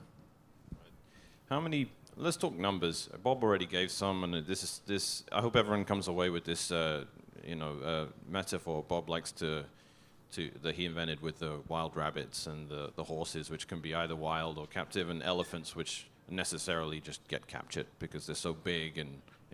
So what are the numbers like? I know he gave some already, but how many people do we want running BitAxes or whatever eventually materializes here, or with? I get lost with how many products you've got on the go, but how many people around North America, around the world, plugging in, one single ASIC to do whatever they're doing? How many people do we need to balance it out so that we have, actual resilience in that capacity? It's not all just giant captive elephants that are only too happy about whatever regulation is coming down the pipeline. Yeah, I'll shoot at this first. Actually, it was when I was talking with Bob at Pacific Bitcoin recently that gave me a lot of hope here, because I was kind of coming into this with the fallacy of thinking that you needed 50% to be hyper decentralized. And Bob pointed me to Satoshi's Hill and talked about, no, look, we actually, the large miners would like you to think that, because it kind of puts you on that fatalistic, that we're just not going to be able to or it black pills you, right? But the reality is, again, there's so much electrical potential out there, and we don't actually need that much to be able, Bob assigns 30%. To actually make a difference in preventing a Satoshi's Hill type attack. And so that capacity is out there for 30% of wild horses, whether it's sites like this, or again, whether it's going down to that hyper decentralized in the home. The capacity is there. It's just a matter of doing the proof of work and going through the headache of actually scaling that in a hyper decentralized way. I think a lot of the reasons we have the large miners the way we do is because it's not to belittle the amount of effort that goes into it, but it's so much easier when you can go in with a lot of capital and build out a big centralized facility.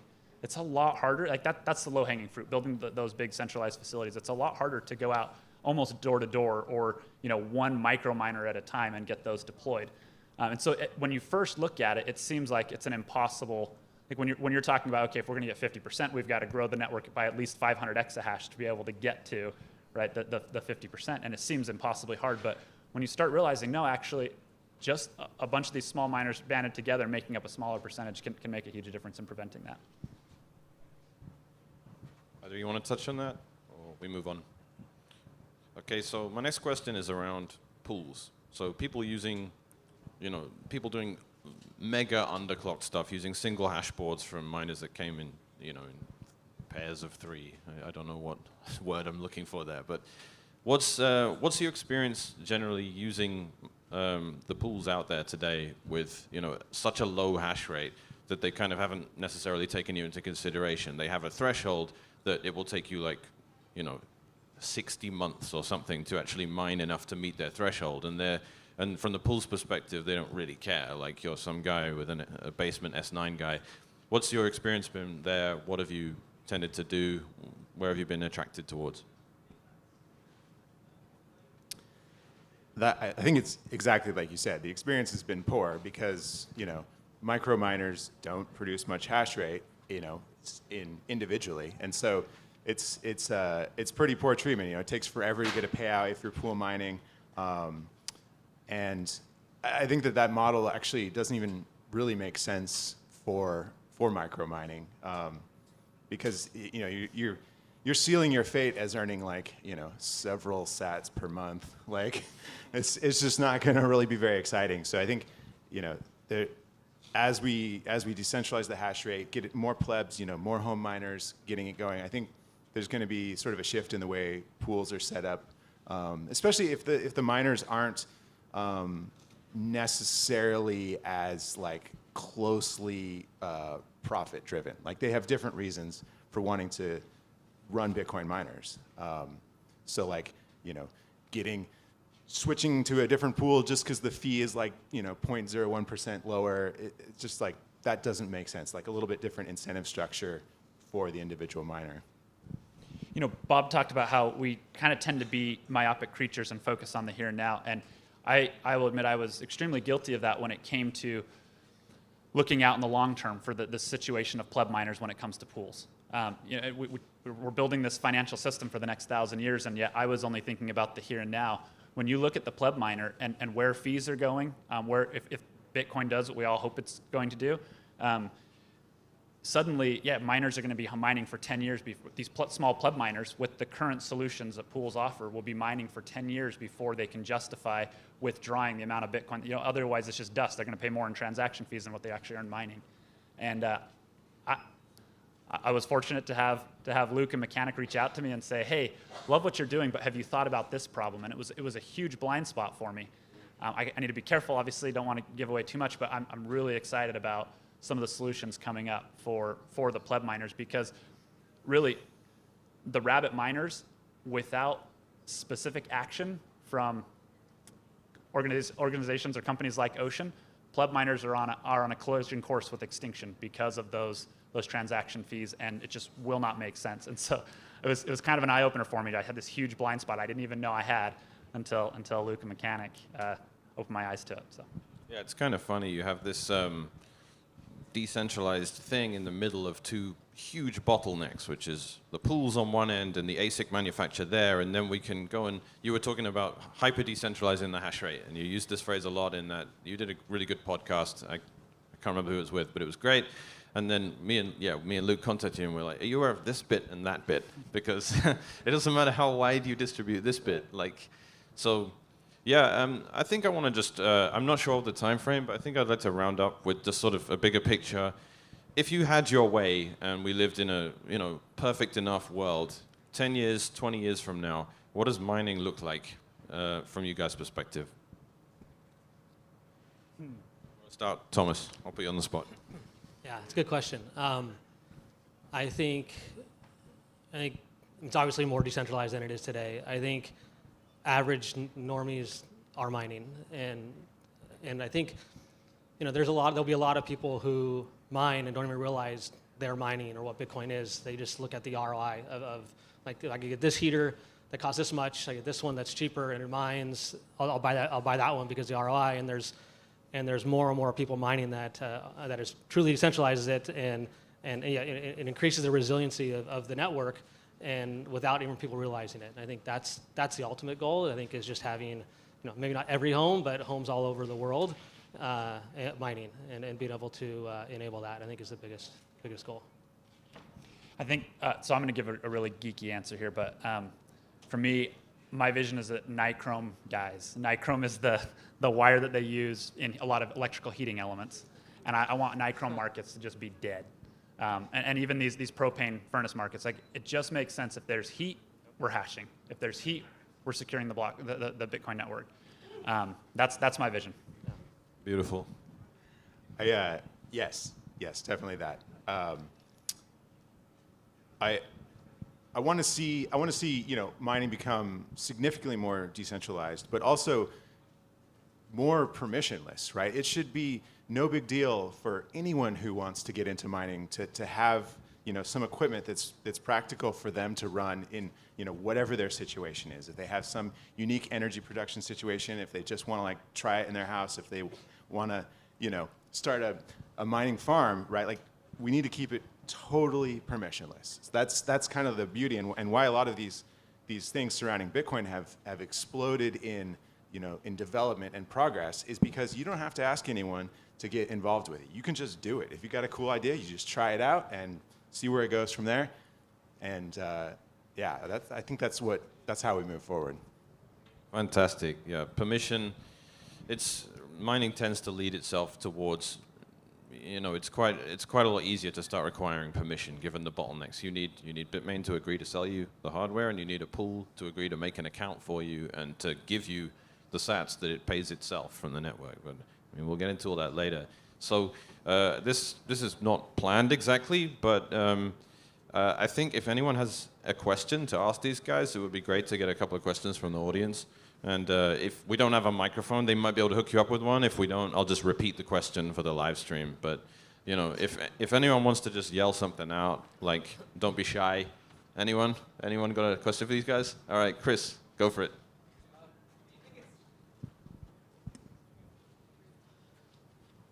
Hey, what's up? My name is Chris Guida.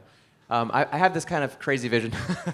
Do you think it's at all likely that just normal appliances will just have a little ASIC in them, and like you said, people will be mining without even knowing? These things will produce more heat than normal, but otherwise, and maybe use a little more electricity than normal, but otherwise it won't be obvious that they're mining Bitcoin. Do you think it's possible or likely that just like every little device that you plug in could have a miner in it, and this could be competitive with the large miners, and maybe even put them out of business? Yes, totally, right? I heard some crazy story about someone was doing this, and they got in trouble for not telling anyone that they're doing this. So there's obviously some weird subversive uses of it, but it could also be practical, and it could be useful, and it could be agreed upon with the consumer. But yeah, I mean the ASICs themselves are 15 watts or something, and that you could very practically put those in all types of things, and that have a network connection. So yeah, absolutely. It's not even a stretch. I would just say, going back to, I don't want to give the game theory answer here. Without the participation of more hardware manufacturers opening that up and making it permissionless, I would say no, it's never going to happen. But as ASIC efficiencies kind of hit that plateau and ASICs become more and more commoditized, it opens up lots more opportunities. Right now, to be honest, the unit economics don't make sense to go throw a bunch of these in an HVAC system. The payback period for the invested capital just doesn't make sense right now because of the half-life of these ASIC chips. But as we hit more, we opens up more, we can start entertaining. Yeah, and I would just add that I think we have to focus on our end customer and why they would do this. Most people, definitely today, most people don't know or don't care about Bitcoin, and they're not going to spend more money to mine just for the sake of mining, right? And so there has to be a real value prop for end customers to spend that more money to do that. So I would look at what problems we're trying to solve with this, and if we can solve real problems like heat, it's a real problem you're solving, then it makes sense. But until, you're not just going to add ASICs just to mine because most people don't care. I actually have a follow-up question to this, and this has always been my dream with this really annoying caveat, which is, yay, people need heat, so let's have mining equipment give them heat, and then they get to operate below. They get the advantage over the big industrial miners who have no use for the heat. But the thing with this is always, no one wants one of the ASIC boards in their hot water tank to break, which is going to keep happening because these miners don't. You just mentioned the half-life is not great anyway. Is that fixable? Because if we want heat, we need reliable heat, which means we need ASICs that just never break. or there's got to be like a really established infrastructure for like my hot water tank comes, and of course my plumber knows how to mend, a SHA-256 ASIC because that's part of being a plumber now. Like, is that a fixable thing? There's some really cool projects going on. If any of you went to the Miami Bitcoin conference, you probably saw Schnitzel had a hot tub that was being heated there. Like those are really cool applications that I'm really excited about in the future. But I think today, we're not there yet because of that capital investment that it takes to actually get that installed, right? So you remember I said earlier on, like the solution has to be plug and play simple, especially if you're going to get normies to adopt it. No one's going to let you show up and start cutting open their water heater or start punching holes in their walls to run 220 volts. Like it has to be plug and play simple, and it has to be really cheap today.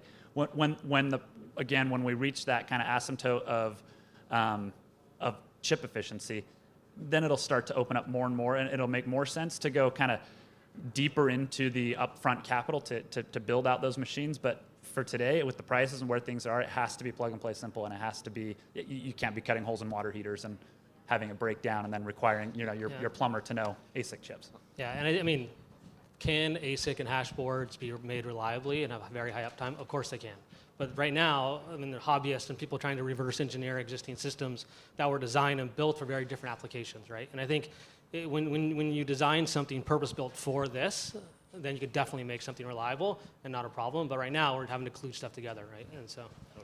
Yeah, that's exactly what I was thinking. Like, the miners now, if your fans go out for a split second, the thing like vaporizes. Like, but they're being run like absolutely at the edge for these, to get these efficiency and like ROI type terms. But if there was an ASIC that was designed for being more reliable and run in these situations where maybe you don't need the latest and greatest efficiency, you just need more reliability, it seems like it could absolutely work.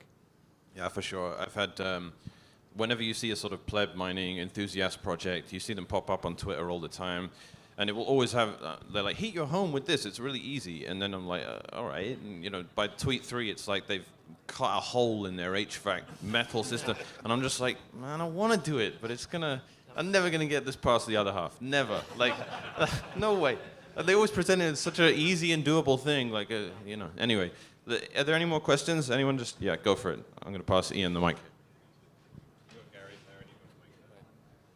I was just curious, will there be a day where ASICs don't produce so much heat? I mean, will that ever happen? Maybe if we get sub-zero temperature. At 0 Kelvin, I think it's possible. Like, I don't think so. I mean, all computing eventually, the laws of thermodynamics tell us all computing eventually decays to heat. Like 100% of everything that goes into computing eventually decays to heat.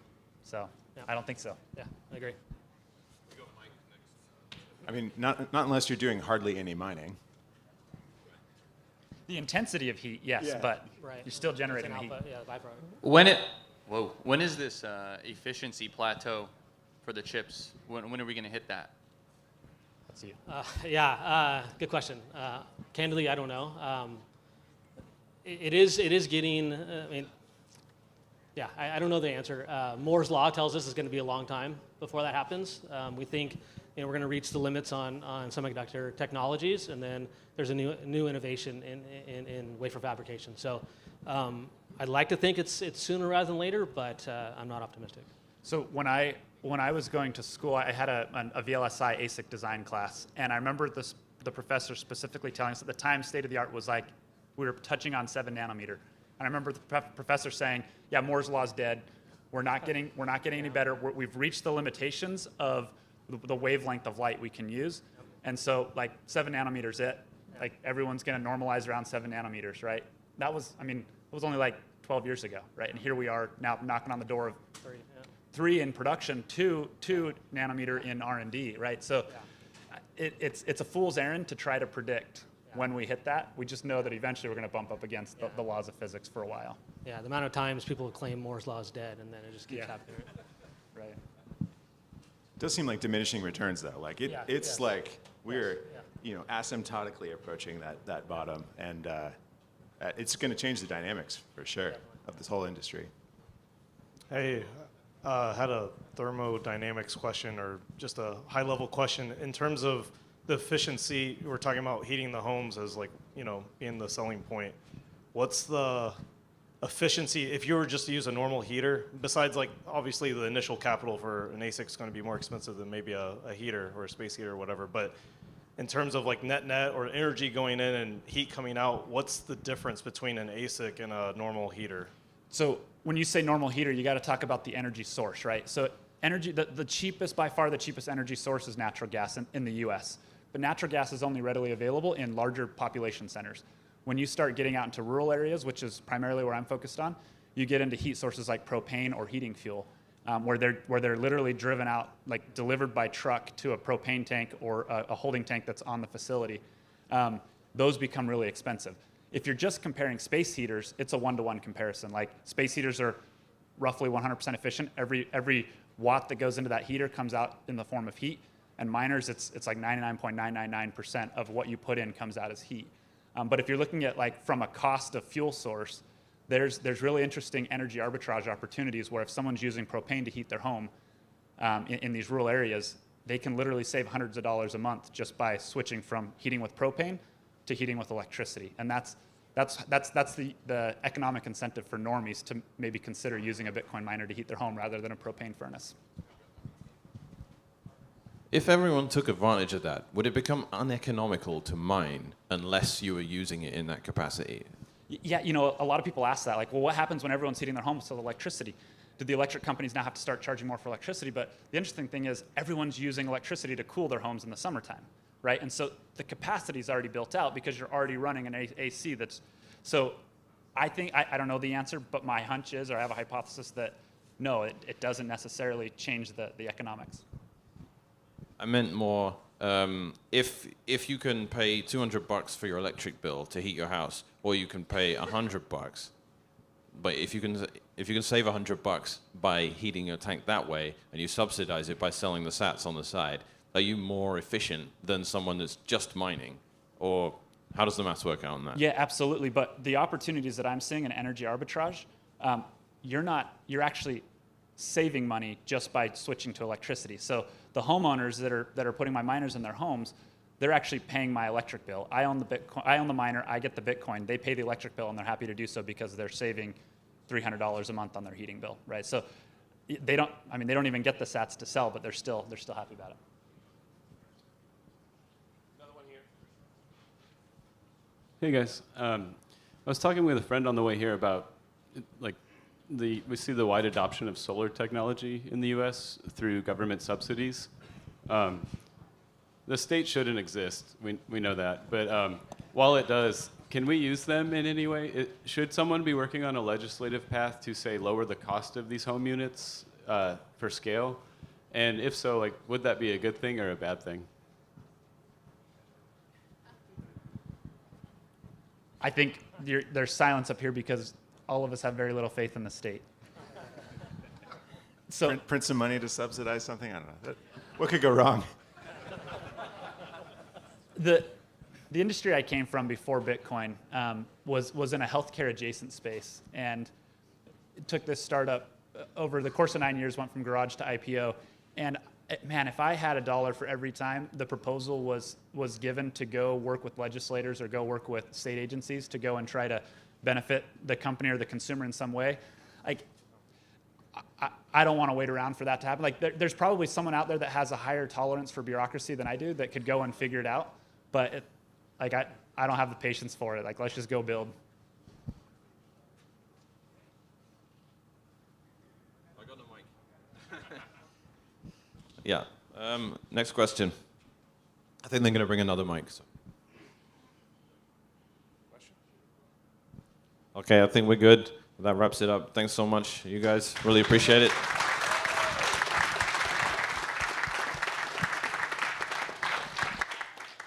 Welcome back, Mark. Hey, great panel, guys. Thanks so much.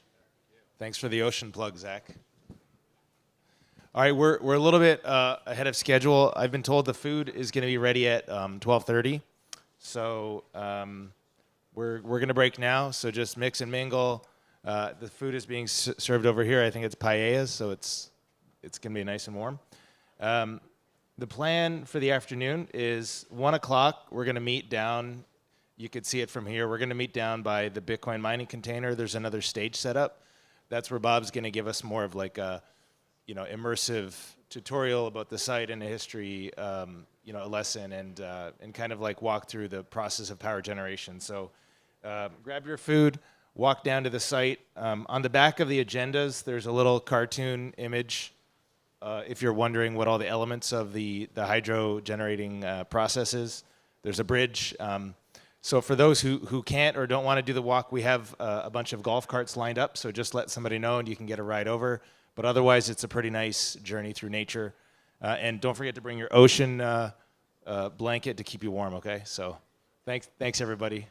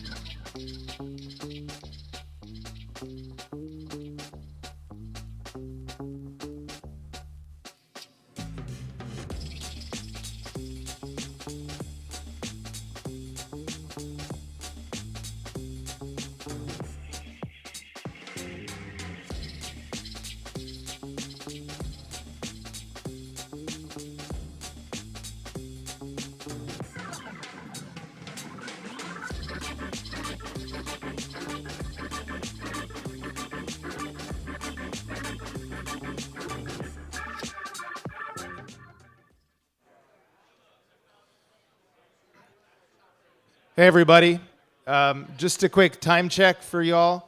It's 12:48 right now, and we're going to be starting the next segment at 1 o'clock down by the power plant. So grab your food and head down there. Again, we have some golf carts over on the right for those who can't walk. Otherwise, it's a nice hike through the trails. So 1 o'clock is our startup time down below. Thanks.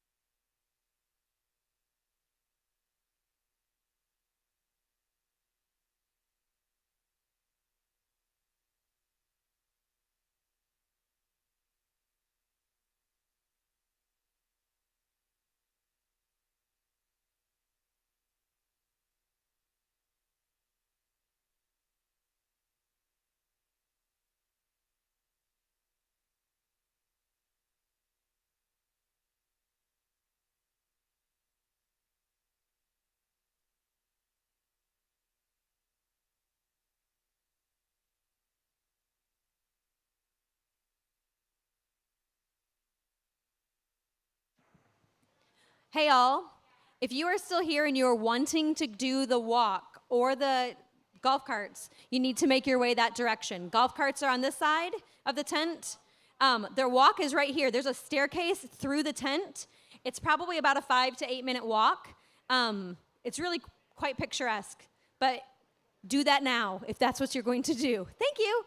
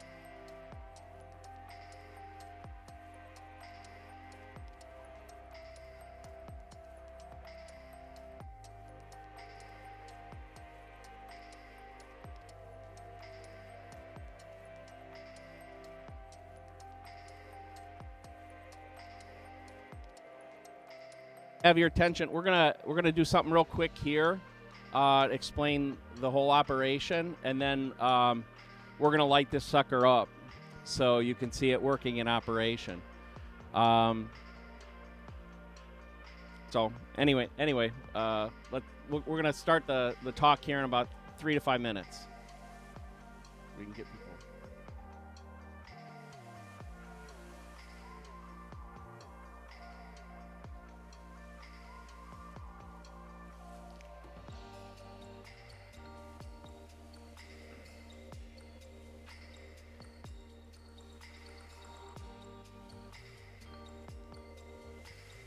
Yep, test.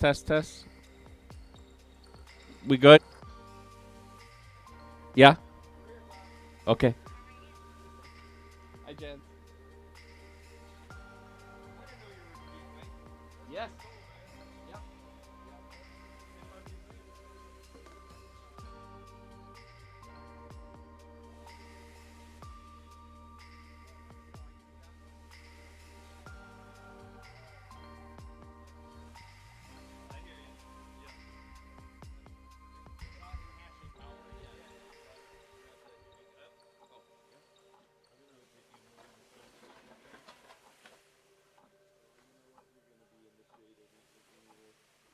Yes. Yeah, I had a question. You guys are free to take pictures or videos if you would like. And I'm going to start giving an explanation here in just a second of the site. You're obviously free to wander as well.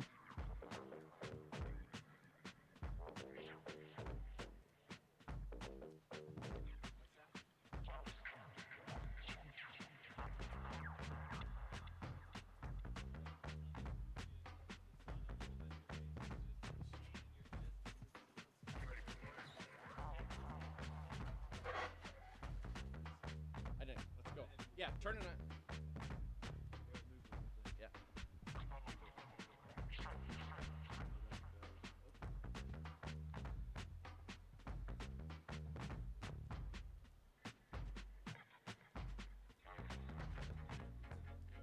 Yeah.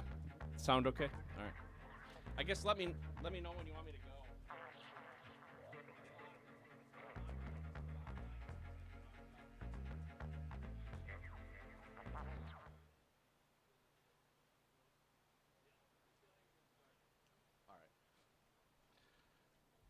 All right, I know a lot of you are wandering around. Certainly happy for you to do that. You have free reign. Again, I'm Bob Burnett from Barefoot Mining, and welcome to our site. We call this site BitFlow. I'll give you just a quick explanation of how this site is laid out. And while I'm doing that, by the way, the team is going to start opening the water up. And somewhere in the 15 to 20 minute time frame, the pressure will build and we will turn this sucker on. As you wander through,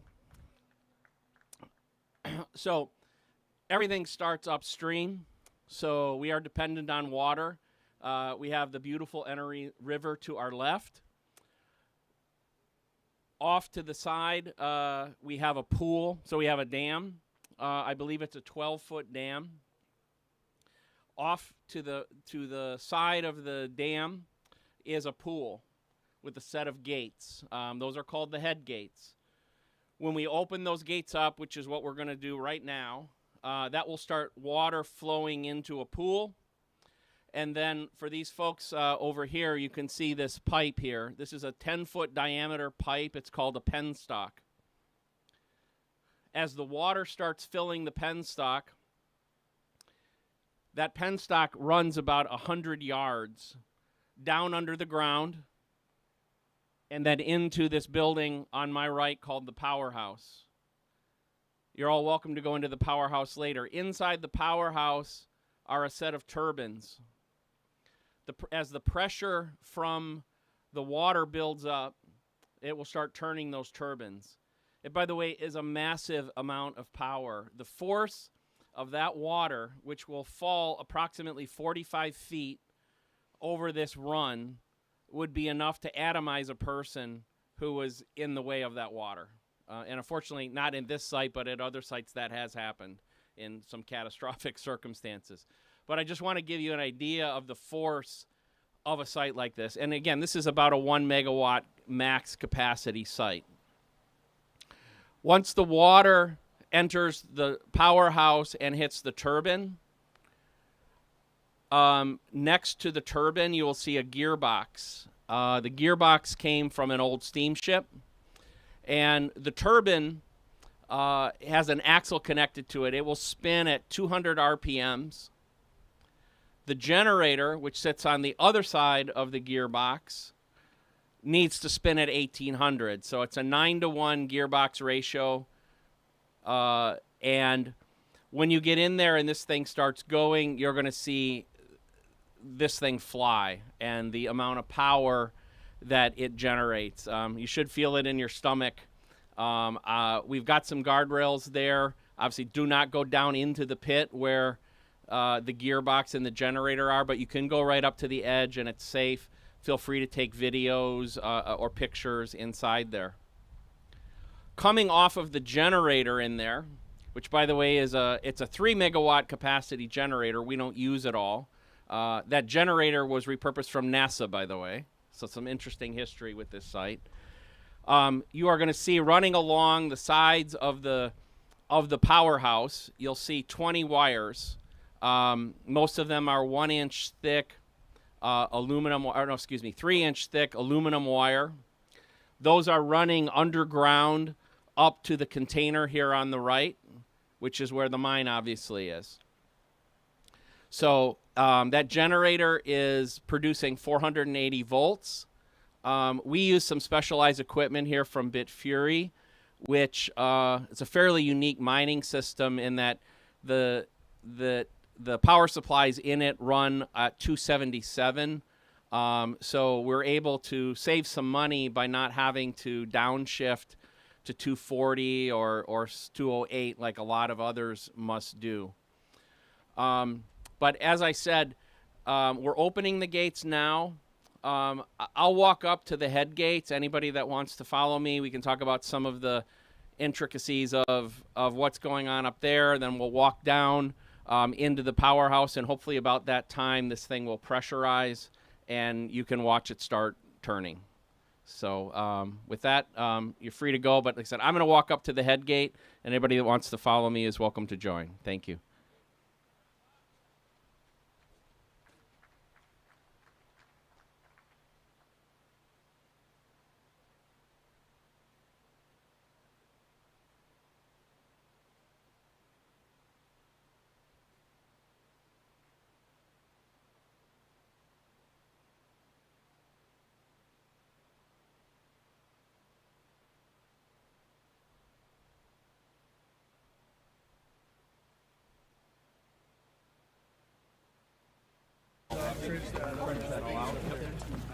Some of that myself. Really? I mean, we could put transformers in, so No, it's a 243 phase system. It runs you so that's good to know. I think I'm just gonna stay ahead of Bob until he starts talking. Oh, yep. No, these are chestnuts. Yep.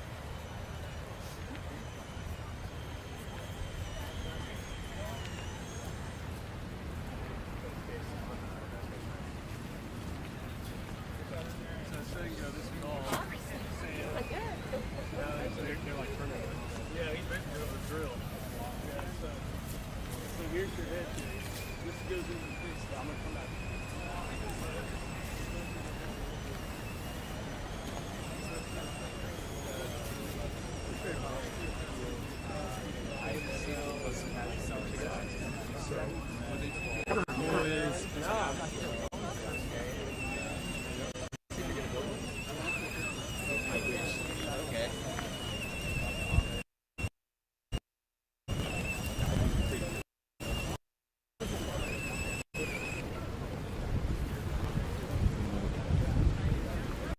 be on the water right.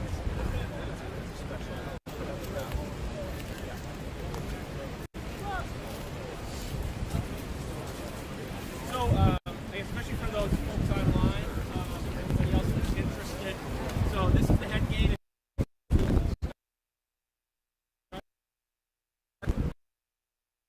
So we're standing up. This area here.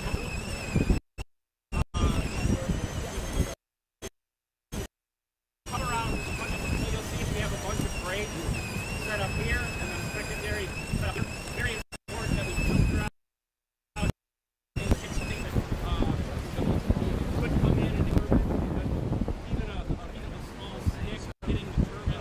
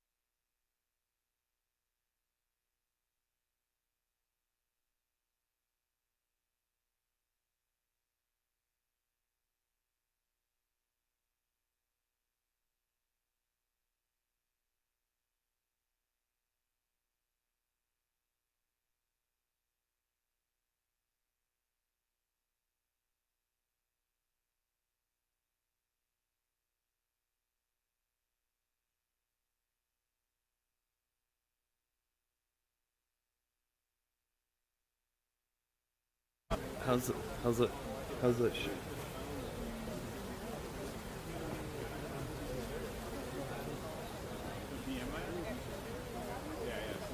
That's pretty old.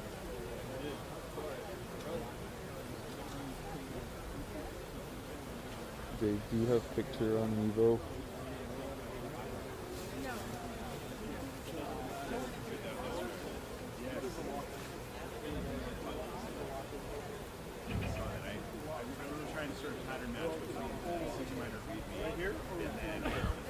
Version 1, going through two versions, which one's actually listed in version 1, and trying all of it. It doesn't even have all of it.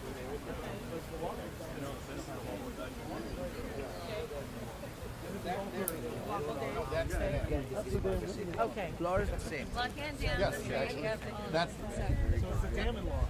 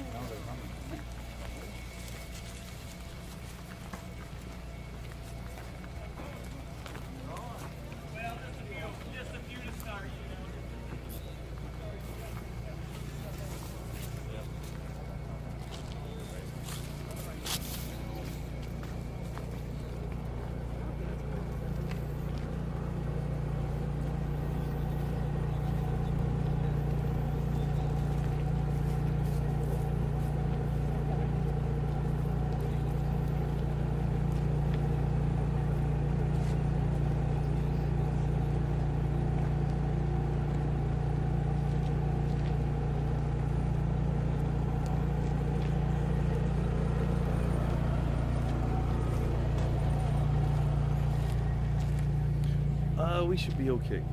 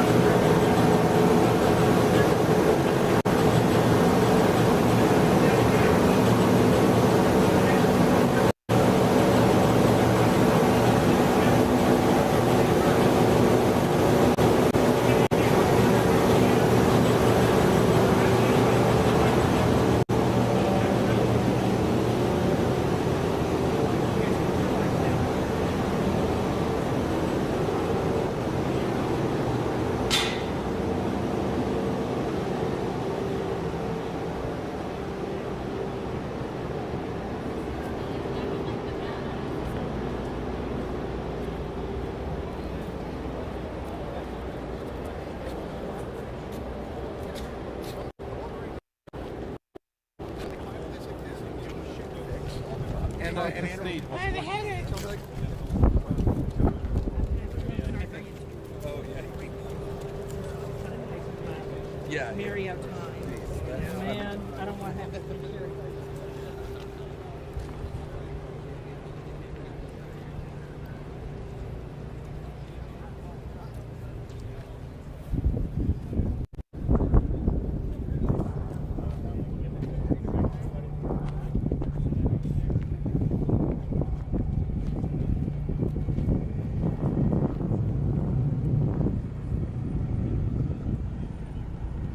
Are we live on Mevo audio?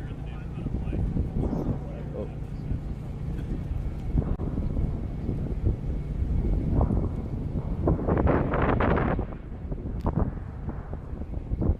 Dave, I'm going to send you background music. So you should be able to pump background music into the stream.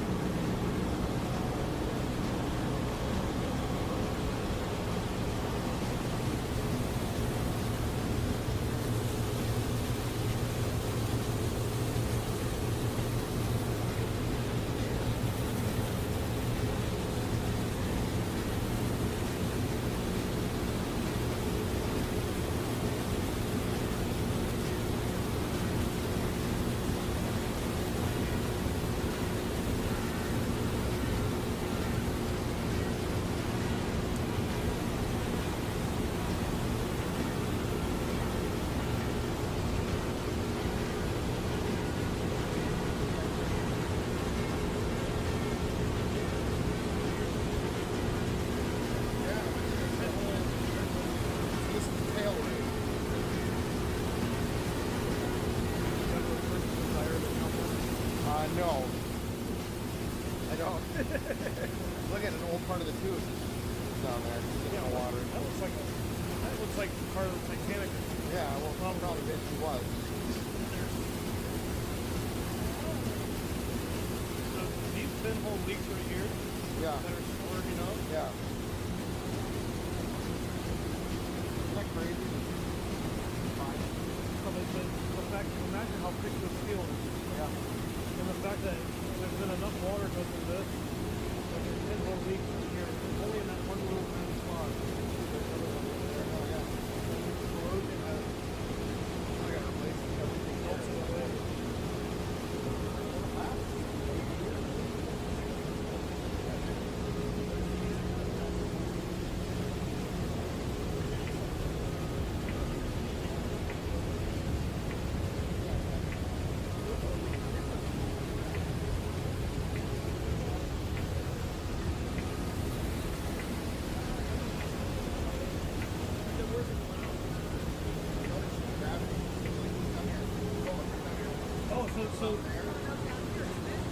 Well, I think it gets dumped down there.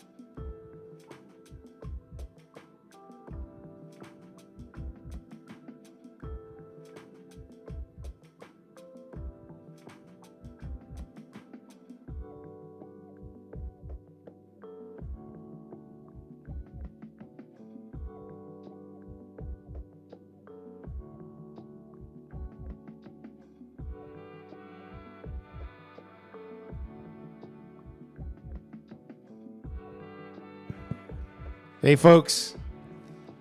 Can I ask everybody to come into the tent? We're going to start our next presentation in about 2 minutes. The future of pools.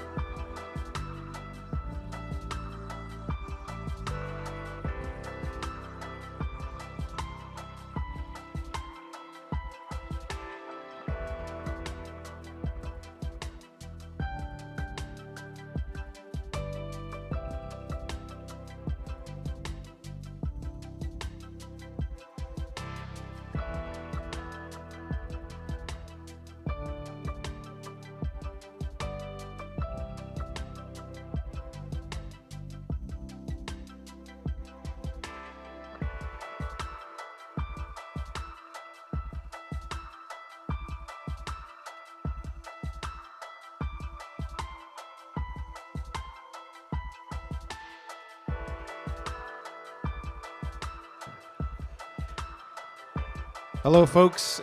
If anybody is outside the tent, wants to come in, that would be great. Thank you.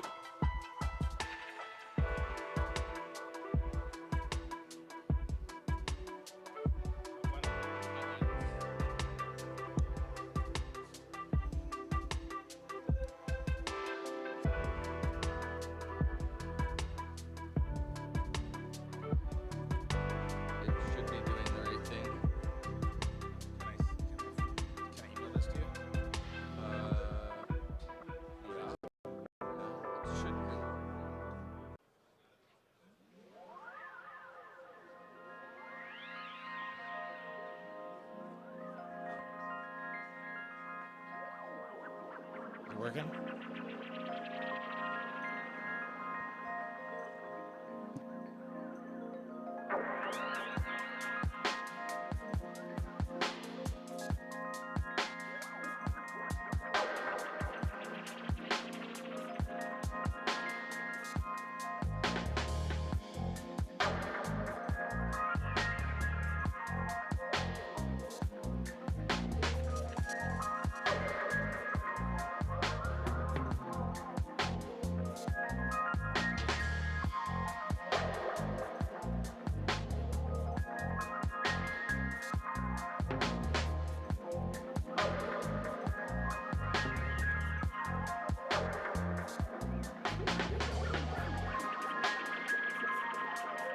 All right, everyone.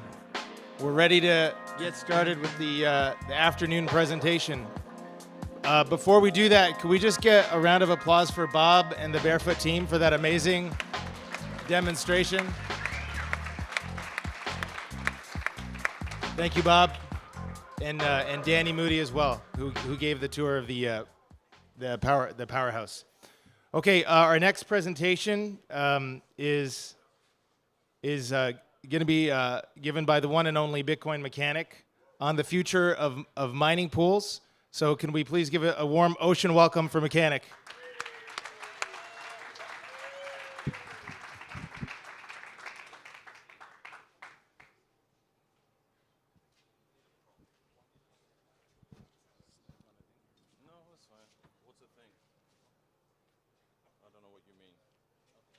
All right, hello. How are you doing?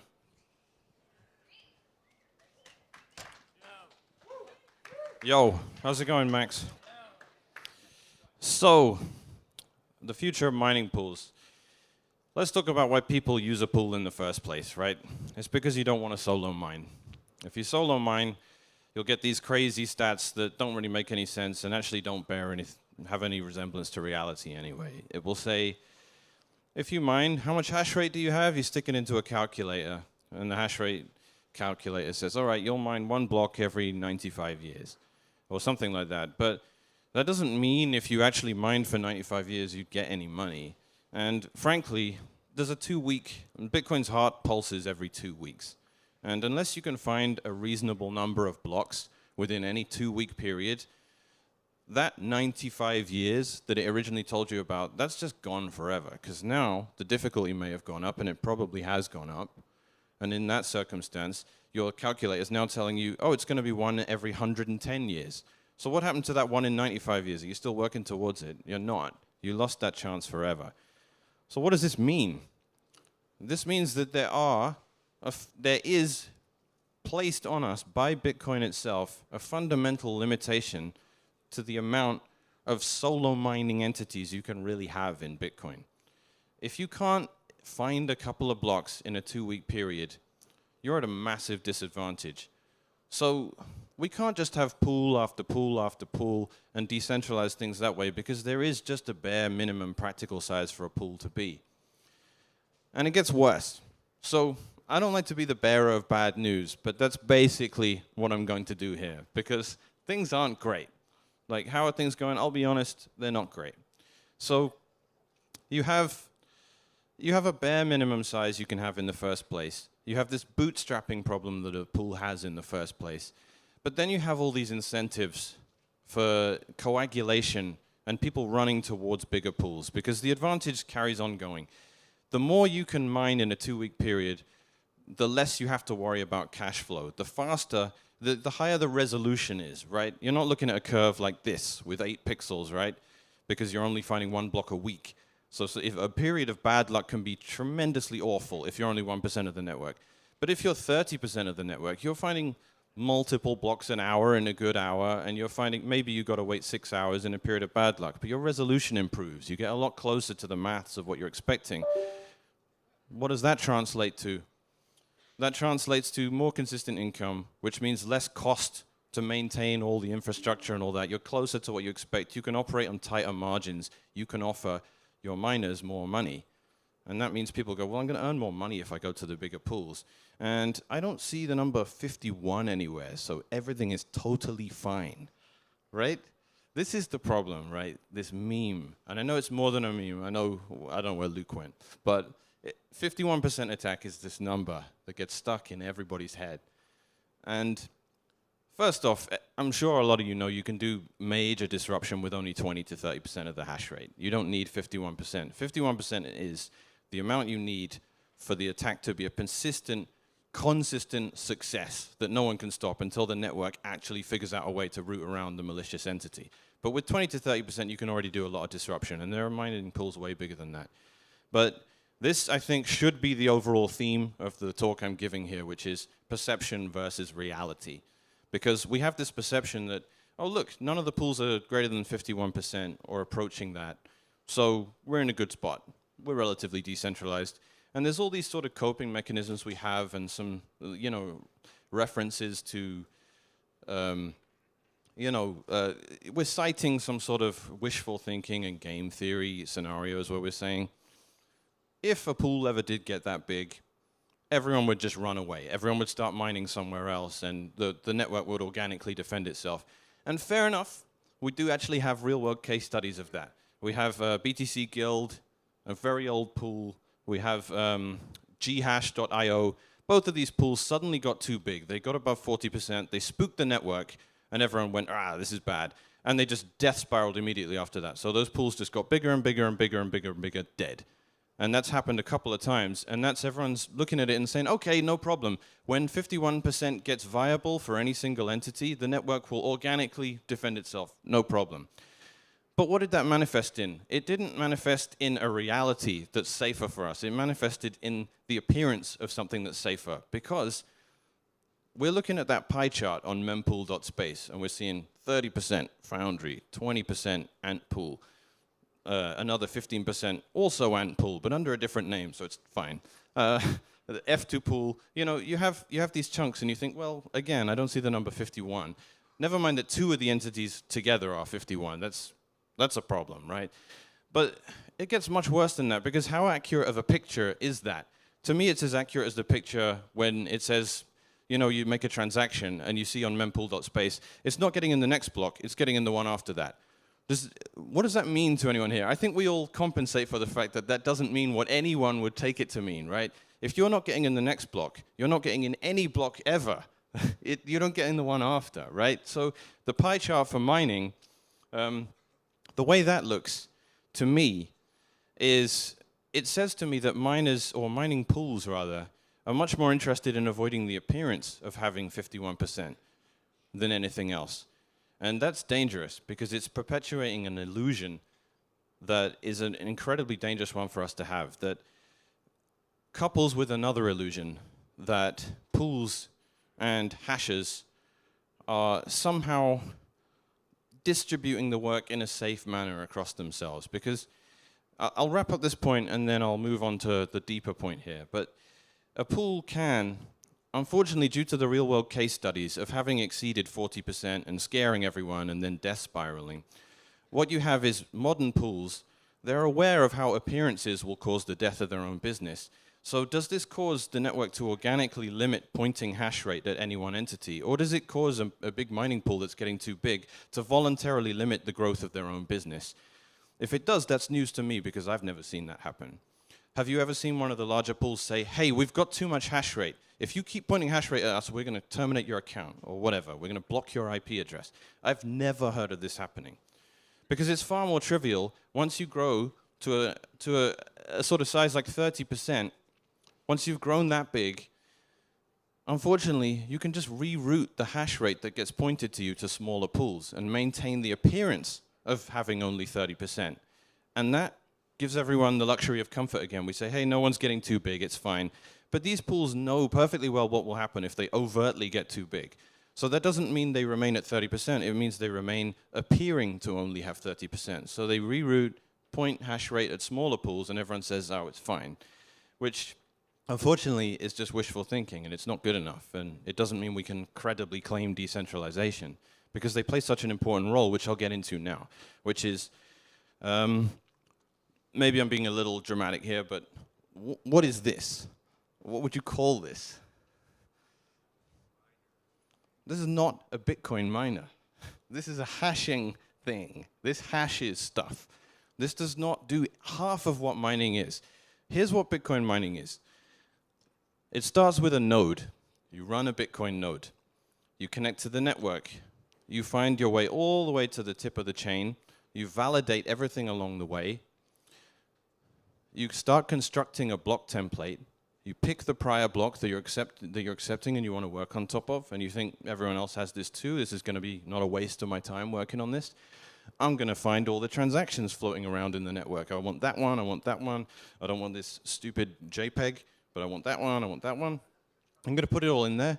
Now I'm going to construct the Coinbase transaction. I'm going to pay this address with the fresh coins. And now and only now, I'm going to begin the process of hashing to actually solve that block. And I might pay some other people to do that. This guy's got 5,000 of these sitting around. I'll pay him to start hashing on my block. That guy is calling himself a Bitcoin miner, but he didn't do any of that process. And the fact that we've totally abandoned the definition of Bitcoin mining and said none of that process, which is done by about 12 entities, is part of Bitcoin mining. Bitcoin mining is solely hashing, and that's what the world thinks. And it's not. There is so much more to it, and there are real-world ramifications for this. Because if you have all of these elements being done by centralized parties, you have immediate, obvious concerns. For example, you have 99% of the blocks being found right now are being constructed by about 12 entities. What does that mean? If there's a transaction that needs to go in the Bitcoin blockchain, it's up to those 12 guys. That's it. It doesn't matter if there's 5 million hashing farms all around the planet.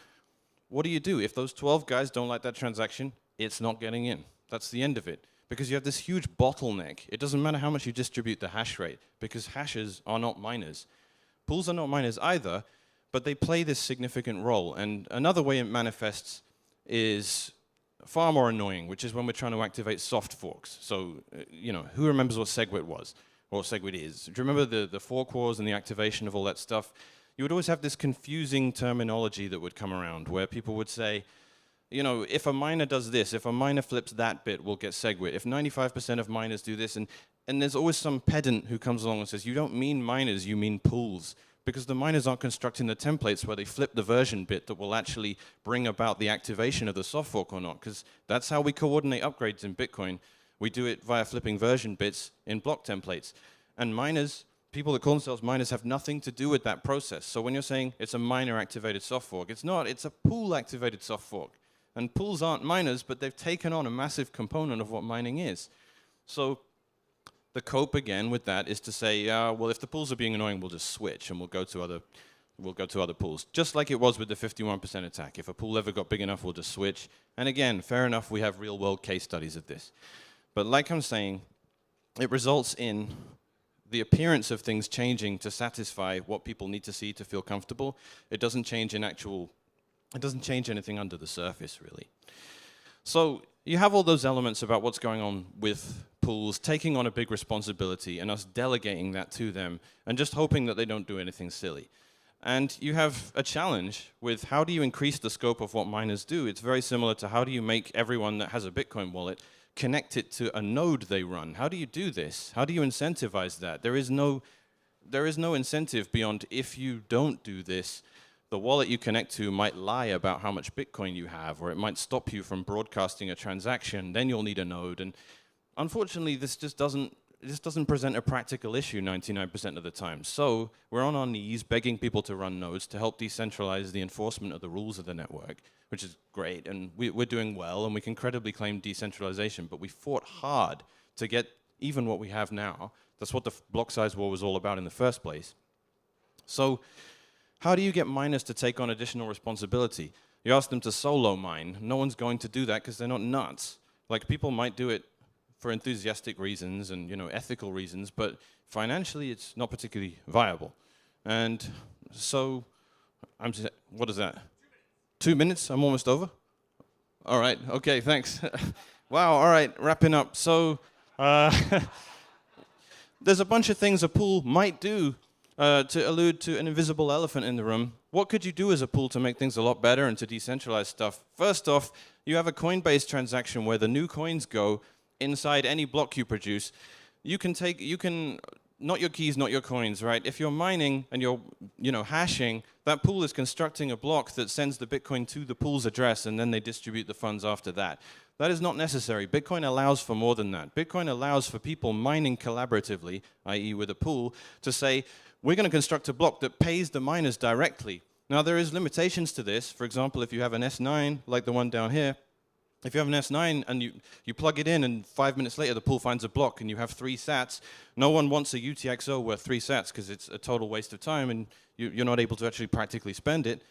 But above a threshold, Bitcoin allows for it, which means you can collaboratively mine and have the Bitcoin network pay the miner, and the pool just becomes a dumb liaise and they walk away from all this stuff. And then you have, before anyone actually shoots me, Stratum v2, which everyone is yelling at me online to mention, which allows decentralization of block template construction. And you have a whole load of things, a whole host of things that pools can do, that people can demand from pools. Transparency. And, well, I didn't have time to get into FPPS, unfortunately, which is an opaque model. And I'll just say this quickly before we wrap up. You have a world where every 10 minutes, everyone could expect 50 Bitcoins, and they could calculate from their hash rate versus what the total network hash rate was exactly what they would get as a reward, and they could know if the pool wasn't paying them properly, regardless of the payout mechanism. Now we transition into an unpredictable world where Bitcoin miners are paid by transaction fees. How do you make predictions there? It's like predicting the future price of Bitcoin. It's unknowable. So how are any of these calculators going to be remotely accurate? They aren't. What does that mean? You need to trust the pool that it's splitting your transaction fee revenue correctly and paying you, and they provide none of the information whatsoever. So there's a total lack of transparency in pools. They take custody of all freshly mined coins. So not only are these 12 entities saying we control what blocks get in the what transactions get in the blockchain, but they're also saying all new coins and transaction fee revenue flow through us, and that's just how it is going to be. So pools can do a lot better than this, and I think I've alluded enough to what's going on here. So I'd like to welcome up Luke to the stage right now, and we're going to transition into what this whole thing is about.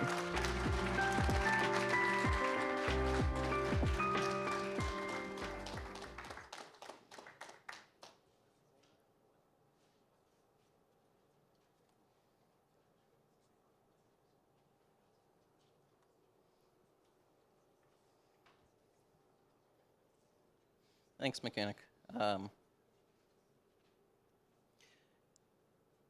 If you care about security, you probably want to copy down or make note of my PGP key. It's a new key, but it can be used to verify anything, any software, or anything of that sort that I release online.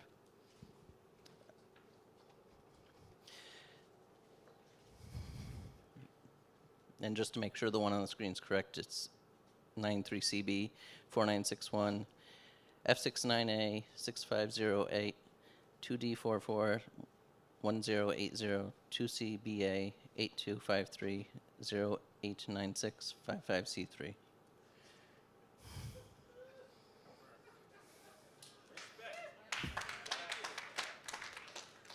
What if it's a big deep fake in your microphone? There should be other ways to verify it as well. So,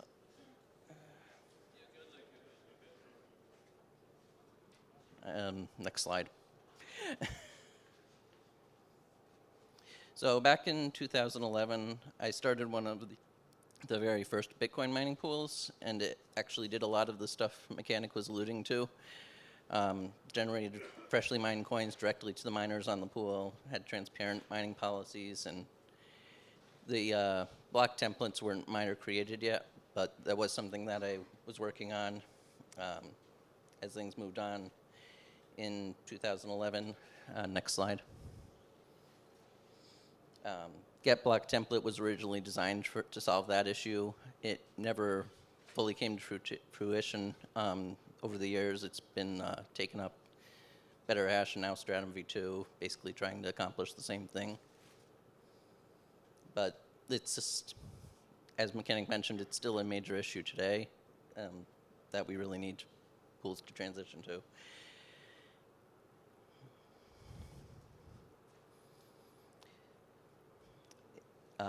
Since that time, Bitcoin mining has gotten more and more centralized, and that's why I'm going to be relaunching the Eligius mining pool that I started back in 2011. That solved a lot of it, and we'll solve more of these issues as things go on.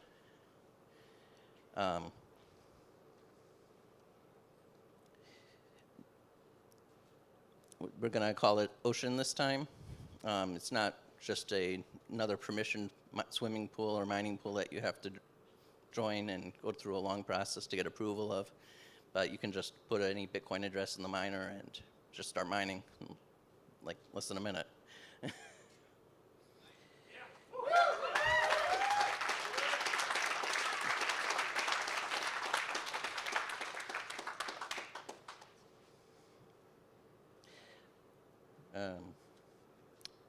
Because it's a non-custodial pool, we have a lot lower costs. We don't have to run a whole Bitcoin bank where you have to collect a balance and withdraw it. You just get the coins either directly or eventually directly, one way or another. We don't take custody of the coins.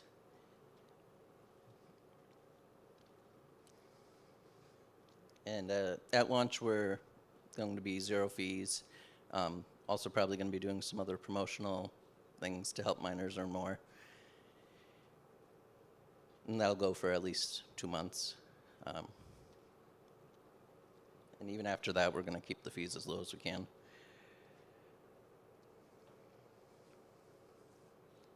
And hopefully it won't be long before we can support and encourage the use of Stratum v2.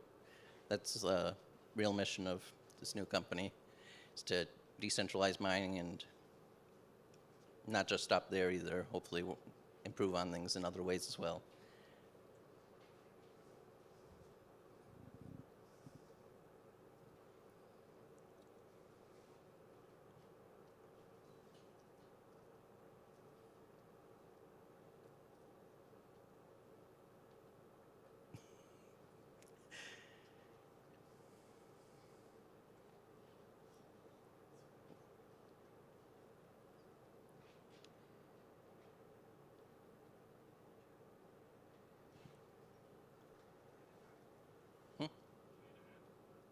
Sure.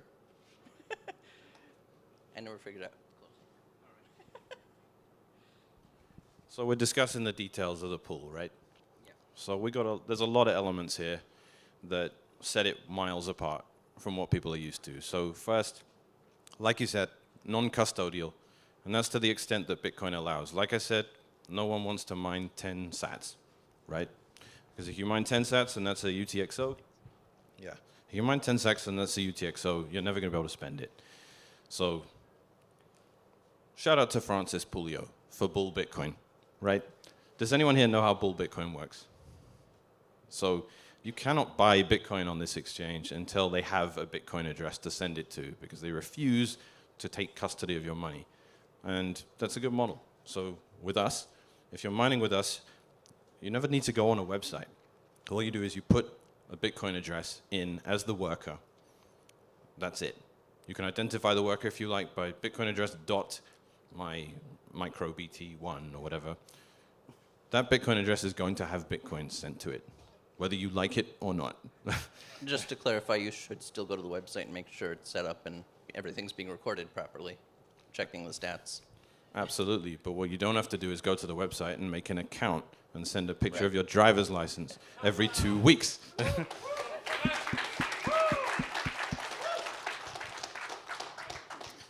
Next, we're at 0%, right? Yeah. And this is an important structural thing because generally the bigger you are as a miner, the less fees you pay. The pools want those large guys, so they give them a free ride. How do they subsidize that? By charging all of the smallest miners the highest possible fees. So if you're a pleb miner and you're home and you're watching this stream on Bitcoin Magazine, this is a pool that is not going to take advantage of that dynamic. We are going to reverse that dynamic. You get 0%, everyone gets 0%. Oprah Winfrey meme, okay? And what's the other one we're doing at launch? Transparency. We are transparent. Yeah. So I alluded to the FPPS model earlier. This is not the FPPS model. The FPPS model is not sustainable. Bob Burnett will explain why more eloquently than I can. The FPPS model is fine in a world where you get 50 Bitcoins every 10 minutes and a world where you get 25 Bitcoins every 10 minutes. It is not workable in a world where you get 3 1/8 Bitcoin every 10 minutes plus some unpredictable amount of transaction fee split that is impossible to verify because you have no idea what's going on, let alone the fact that they might get 83 Bitcoins as a transaction fee by mistake and then not give it to you because they are good people acting on your behalf and not accidentally letting you have money that you shouldn't have, right? So right, that should be up to the miners to decide if they're going to return any accidental fees or not. It shouldn't be a middleman. Precisely. So if a 19 Bitcoin transaction fee gets in the pocket of, who was it, Free2Pool, F2Pool? That was who got the 19 Bitcoin one, right? And they unilaterally decided on behalf of their miners, don't worry, this was a mistake, we'll give it back to the guy. That should have been the miner's decision. With our pool, that money would have been in the miner's pocket immediately. And if you wanted to give it back, hats off to you, but it was your decision, it wasn't the pool's decision. And if you want to have a massive intermediary between you and your mining and the Bitcoin network, they are going to make decisions like that for you on your behalf that are just not yours to make. So if it's childhood versus adult. If you want to be an adult and you want to mine like an adult and be sovereign, then you need disintermediation. You need the money to come from the Bitcoin network into your Bitcoin address. If there's anyone in between that, they are going to make these decisions on your behalf. So to that end, our payout system is called Tides. Did we settle on that? Yeah. Right. So Tides is nice. It stands for Transparent. I'm looking at Jason. Transparent Index of Distinct Extended Shares. What this means is I will say it's reminiscent of PPLNS, but there is no ramp up. So for the very first block we will find, you will get 8/8 of what you expect rather than 1/8. That's just for the first 8 blocks. There is a ramp up normally. Correct. We're using, it's similar to PPLNS as it was originally proposed, but not as it has become over the last few years. There's no shifts, there's just a share log. And because we're using an N of 8 times the difficulty, every share is going to be paid on average 8 times. It's very, I would be surprised if there was any share that was ever unpaid at all. Exactly. This is a masterful system. In some of our investment round, I will allude to this, some people asked us, okay, well, if this is that great, this model of a pool, isn't everyone just going to copy you and do the exact same thing? And at the time I thought, well, no, because it's philosophically the opposite of what they do. They will double down on their approach of, don't worry, we will regulate everything even more, and we will ask for even more KYC, because that's what you'd expect, right? But in reality, now we get into the code, like, I'd like to see someone try and replicate Jason's code. Like, where is Jason? Like this guy. So I'm going to celebrate Jason. So Jason worked on the pool back when it was called Eligius, before it was called Ocean. He worked on it back then. They ran it as a hobby. It was fun. And then Luke went back to core development. Jason went and started hacking Teslas. And so I'm going to tell the whole story. Sorry, man. We're doing it. So, like a true sadist, he phones up Tesla's tech support as high as he can get on a Friday night, right when the guy's about to go home, and says, "Hi, are you near a Model S?" And the guy goes, "Who is this?" "Yeah, sure." And Jason goes, "Give me the last 4 digits of the VIN." And the guy goes, "All right, 81, whatever." And Jason turns it on and drives it forward a few feet in the factory. And the guy, "All right, who are you? How are you?"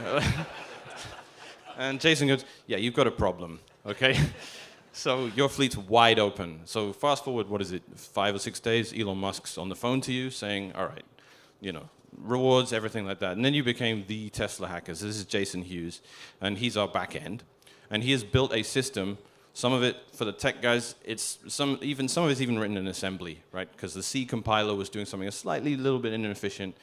I believe if you plug this thing in and people start mining, within a few seconds, we've got 10 terabytes worth of data. This is because, all this is to say, the payout system, Tides, that tracks every share, in every other pool that's ever implemented any sort of scheme like this that isn't FPPS, they use some sort of approximation scheduling where they'll work in a term of shifts, where they say, okay, you've mined this much and we're going to average that out. What that means is wasted hash. You've done hash that ultimately doesn't get rewarded because they don't track everything in minute detail. What Jason has done, it tracks everything. We're talking terabytes of data in seconds, and it's masterful, and I applaud you for it. I really do.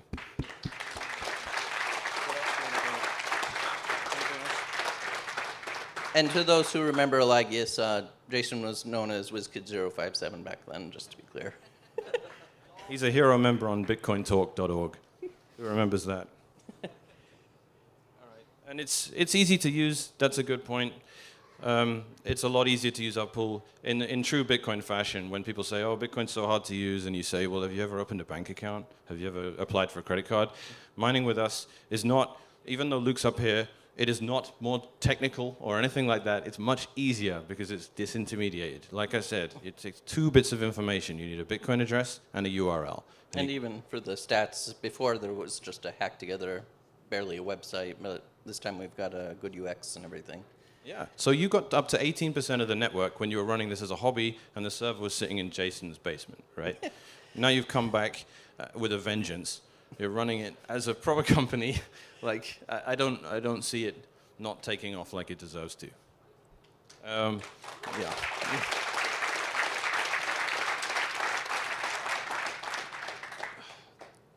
To that end, we will have support as well. There is a chat. There is a chat on the website. If you're having any difficulty or you want to learn anything, we want to foster a good mining community. So if you go on the website, ocean.xyz, you can just click in the bottom right and it will open up a little IRC thing, and and is there anything else you want to touch on? No, I guess not. Should we move on to the panel? Let's move on to the panel. Thank you. I love you, man.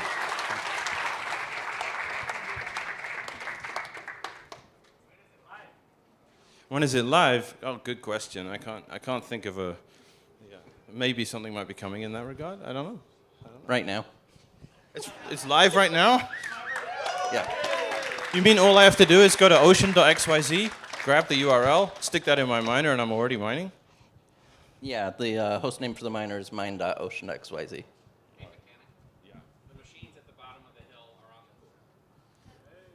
Bob's machines are now pointing at our pool. We are live. And I do want to stress, this is a landmark moment in Bitcoin because we're doing what needs to be done for pool infrastructure. And Bob was the first guy to jump on board with us and say, I want to be a part of this. And he hosted this whole event. He's gone above and beyond what is necessary for Bitcoin. He's operating out of pure ethical intent, and he cares deeply about what Bitcoin means to this species. And so I can't thank you enough, Bob. Absolutely. We appreciate you.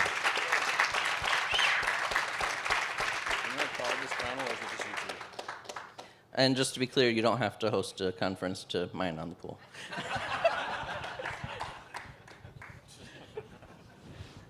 All right, so what are we doing here? Am I asking you questions? What? I don't even know anymore. I would just say that if you open the website right now, you can see the current hash rate. And also, there's real-time stats around the number of Bitcoins mined and blocks found. So it's definitely live. And it's going to be amazing to see that number go up. NGU Tech. All right, so let's all get it rolling here. Jack was the lead and first investor in this company. You sat down, I think, with Luke in March, and a couple of minutes later, you're like, all right, I like it, let's go. And I don't think it gets much more complex than that, but maybe you could talk a little bit about what it was specifically about it that got you thinking, this is a good project, I want to be a part of it. I mean, the simple answer is Luke. I've known of Luke for a long time. through his Twitter feed, which I'm sure many of you know, and I was particularly an admirer of. He's also extremely challenging to me, from indirectly, not directly. And I had an opportunity due to Brink, actually, and we met in March, and he told me about this idea. And I mean, Luke, to me, has always kind of served that role of protector of Bitcoin.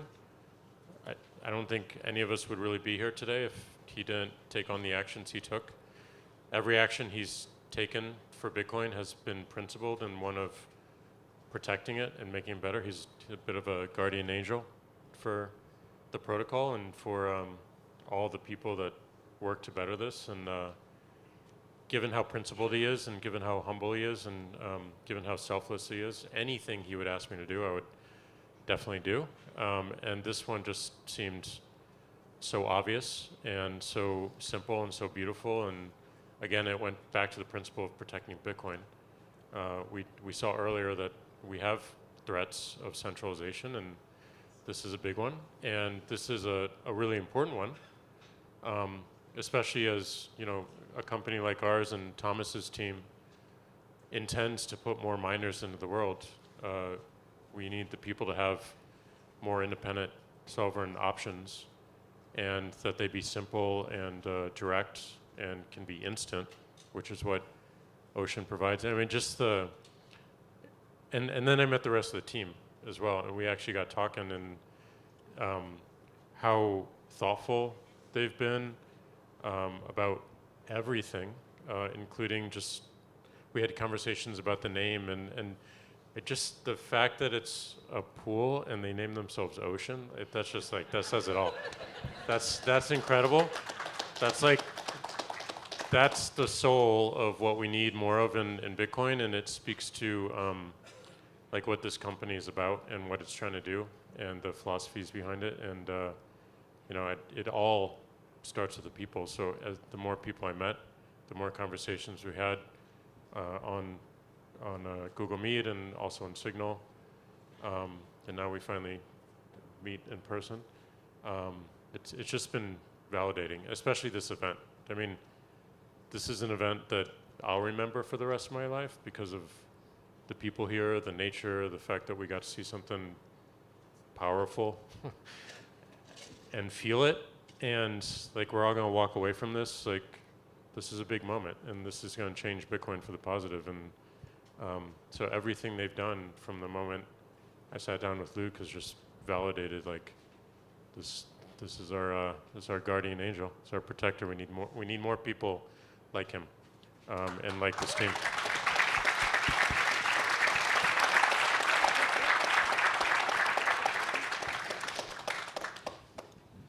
I'm all out of questions.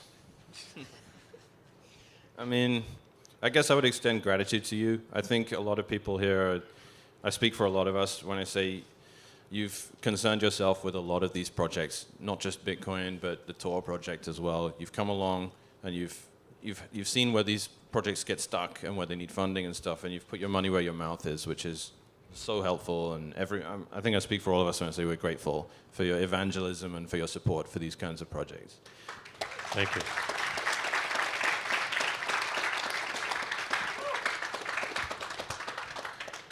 Is there anything you want to say to people that are thinking about mining with us? Should we go into phase 2 maybe, or? All right. Yeah. All right. Well, phase 2 is lightning. Who likes lightning? Yeah, I spent so much time working on the code lately that I kind of didn't really have full time to plan what I was going to say today. And Fair enough. It's better that way, in my opinion. It is. They exemplify show don't tell, and proof of work, and like that's what we should honor and acknowledge. And like, it's the work is happening, and this thing is actually live, and people can use it today. So that's what matters. That says everything. You don't need to say anything else. Agreed. Do you want to have questions, or? Let's open it up to questions. I'm sure there's going to be a lot of them. So can we, Xfrog and Rev, can we grab another mic so we don't have to keep... Stacy's got a question. Hi, I'm Stacy. I have a question about the template, because we started with that. And for an ordinary person who's just, you want to get the pleb miner into the game, like how does that work for them? What sort of, what do they consider to avoid the JPEGs? And like what happens on the template moment? That's a tricky one. Because ultimately it's your choice what you choose to put in your block template, right? And we're talking in a world where Stratum v2 exists and it's actually viable for people to still collaboratively mine and split rewards and solve cash flow issues that come with mining, but actually have some control over what the block template actually contains in it, right? And this is, I'm going to shout you out here, this is unhosted Marcellus, and he is single-handedly fighting the war against ordinals and getting trashed by everyone. So thank you for that. But yeah, if you don't want, it's your choice. If it's your block template, you put what transactions you want in it. That's the end of it. So, I mean, the most egregious example of a pool abusing the ability to construct a template, and we have this beautiful visualization of it that Mark loves, where we're imagining like pyramid builders. And you know, there's the architect of the builder, and then there's the slaves building the thing, and they're blindfolded because they're not even allowed to know what the finished product looks like. And that's what a Bitcoin miner is currently. What is the finished product? What is the block you're going to get? You get surprised every 10 minutes. The network goes, oh, that was what we were working on, which is, so this is one thing we forgot to mention. We published the block template we are working on before it gets found. So if we choose to do what, I probably shouldn't name names, but there is a pool out there that filled an entire block with the JPEG, and as a result, instead of getting $5,000 worth of transaction fees, got $300 because they filled the block, they got paid out of band to do it, and that means less money for their miners, and their miners have no way of knowing that they're doing this until the block actually shows up in the blockchain and they go, surprise. So in an effort to maintain transparency, before block template construction is possible for actual individual miners, we've said, well, the best we can do is we can say, here is the template, here is what the block is going to look like, okay? If you don't like it, point your hash somewhere else, and then the block doesn't actually end up in the blockchain. So in the future, though, when Stratum v2 comes around and it's realistic, individual miners get to say, all right, I don't like any of these transactions. They are all, I'm going to say it, dick butts, okay? We have dick butts. The blockchain is a monument to humanity's achievements, and people are filling it with graffiti and absolute garbage. And it's not a testament to the free market or any wonderful ideology. It's just basic vandalism in my estimation. But that's your choice. If you want to put that in the blockchain, if you don't want to put that in the blockchain, it's your template. You get to do it. And I think you're also asking, is there any additional complexity involved there? So to that end, we're going to be integrating with the node projects out there. So you're talking Start9, you have Matt Hill from Start9, you have Raspberry Blitz, Umbrel, MyNode. You have a lot of projects out there that are making it easy for people to run nodes, and of course you naturally want to integrate so they can use that node to build their own block templates. So you combine this with that Raspberry Pi sitting there, and then you're actually a Bitcoin miner again. You're not just a hasher. So that would be how it would work. And just to be clear, when you talk about Stratum v2, we're specifically looking at the miners making their own blocks portion of it, not just putting a Stratum v2 address in a miner and having it still trust the pool with everything. Yeah, so 2 questions. First one is, not everyone is going to meet that threshold. So where do those Bitcoins go? And how, like, you said you weren't taking custody of coins, but clearly if you have 3 sats, well, where do the 3 sats go? And then the second question is, how are you going to assure that you have a minimum threshold of hashing power? So, like, it's possible a lot of people go offline, you know, China bans it again, whatever.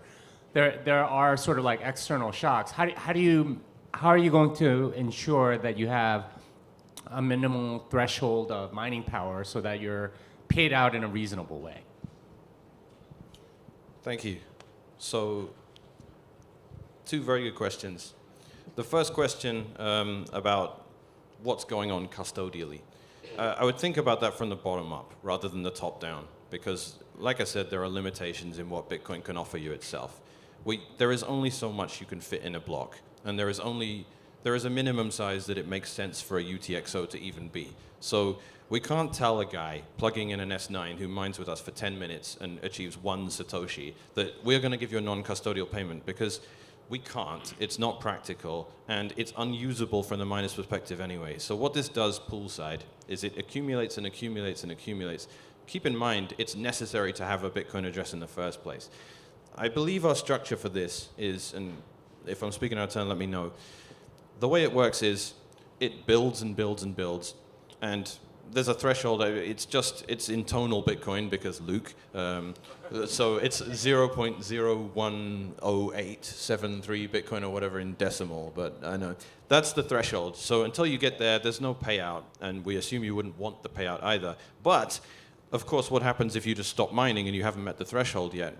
Well, by hook or by crook, you will get that money eventually. We will do what's necessary manually just to pay out to the address. It's a low fee environment. Okay, we're going to clear up all this hang up. This guy hasn't mined for 7 months. Okay, we're going to pay out this 20,000 sats he had sitting there. It's just going to go there. But the point is, there is an established path that exists to them having their money, because we already have their Bitcoin address. So this is why I brought up Bull Bitcoin as a good example, because yes, when you make a purchase on Bull Bitcoin and you give him your Bitcoin address, for a while he has both your fiat and some Bitcoin, but he's not accepting any responsibility of, I'm not going to do this until I have a Bitcoin address for you to have your money. And to the extent that Bitcoin allows, when the block gets found, you get your money, as long as you're above a threshold. And that's the best Bitcoin can really do. We could do better than that with some system other than that, with some laws of physics other than the way they work. But that's the best we can do in that regard. And your next question, what was? I do want to point out we do have plans to use Lightning to handle some of the smaller stuff as well. That's not live today, obviously. Lightning fixes this as well. I forgot to mention that. This is in the bootstrapping phase before we get Dusty and Nifty and all these people fixing it.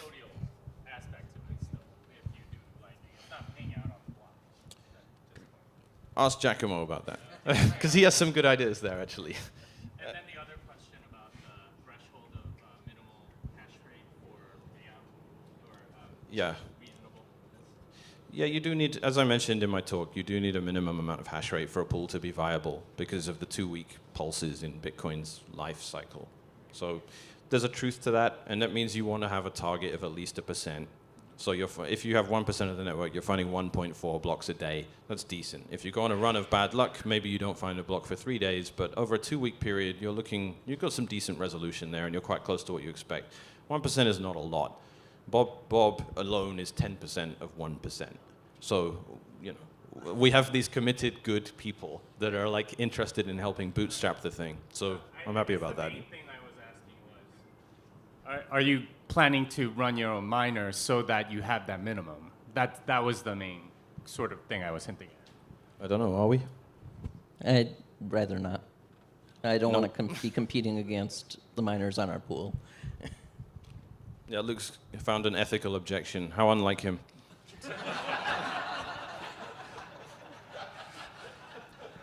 All right, we got more questions. Hey guys, real quick. So since the mining pool is already live, and obviously you would love to welcome as much hash rate as you can, what kind of incentives do people have to jump on the pool? What, today, next week, next month, next year? Well, the first most obvious one is that because the share log has not been filled, there aren't 8 blocks worth of shares to be splitting rewards among. So the earliest miners right now are probably going to get almost 2 times as much as would normally be expected from mining. So that's a big incentive there. We've been talking about some other incentives as well, but haven't really come to any firm conclusions on what bonuses to offer beyond that. 0% to start for everybody? Right, it's also no fees at start. I want to pick with Luke. You want to pick with Luke? Yeah, just a picture. Oh, a picture. All right. We'll do that after. No. Make that an incentive. Oh, right. If you mine with us, you get a picture with Luke. All right. Whoa. I'm not flying everywhere, though. Only places with gun rights. Yes, Zane. Yeah, I'm Zane, and I guess Mining pools are something that a lot of people had written off and accepted they suck, and this is a reality of life. And Luke, I know you did this back in the day, and this is a resurrection, but I'm kind of curious about what's the origin story. What caused you to all of you guys to pursue this now? Because mining pools were sort of a dead idea for a while. Main reason we're resurrecting it now is just because the mining situation has gotten so bad for Bitcoin.